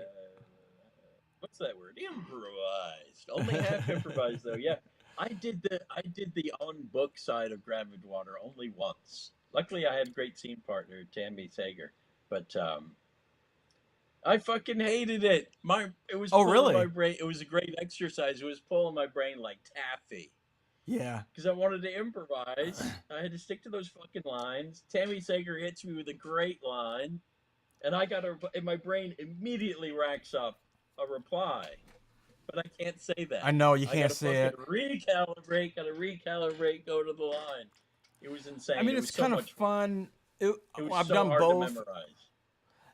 I've done both, and it was fun that the audience knew that I had to stick to the script. Because there were times when I like totally. paused and like, like, I really want to say, but I gotta say this. That's what kind of makes that whole show work, My scene had a really weird factor to it. You know how playwrights like to write about all kinds of fucking weird shit. Well, one of the first lines I had, it's a student teacher kind of scene, kind of a principal student kind of scene with me and Tammy, and about the third line deep into it, I say, "You were born with a vagina that is not finished." So that was the big bang at the beginning of the scene. Whatever that means. I can't remember how she quite interpreted it. But that was the facts of the situation. That she had a body part that hadn't quite finished. See, that's a great initiation to go like, okay, now can I have my soup or like That's an initiation. Yeah. Thanks, but did I pass my exam? Right. Are we gonna get on with the chess match now? I love that she called me Mr. Delaney in that scene. Mr. Delaney, but Mr. Delaney. So Del Closian. Yeah. I'm very pro using real names. I love using real names on stage. We never ever did that before. The UCB had a habit of doing that. They suggested that we do that, especially when you want to play scenes really real. And I thought, wow, this is fucking instant grounding right here. Yep. Instant sophistication. When you play it really real like that. Yeah. And it also works. What I love is like somebody give you your name, but also give you something else in character. So it's like, oh man, I don't have to worry about my name, but I have this also. I have something else to go on. It's really It's always plus gift. one. If you're Jerry the beer guy, it's like Right. fucking thank you, Lord. Yep. I am a It's like, beer oh. guy. Now I got something to hang my hat on. Right. Yeah. Yeah. And I don't have to And remember my name. Thank you. it can mean beer guy can mean so many different things. You could be a guy who drinks beer, who sells beer, who invented a beer, who hates beer, Yep. and everyone calls him that because he hates it. It could be anything. Yeah. All right, my friend. Let's roll. We've covered everything. Thank you, everyone, for coming. We'll get Horatio back in here. Hopefully, I'll see you him guys back next week. We'll see him back next week. He'll have his pizza. All right. Good talking All right, to you. Jerry. Be good. You too. Peace, everybody. Thank you, everyone. Peace out.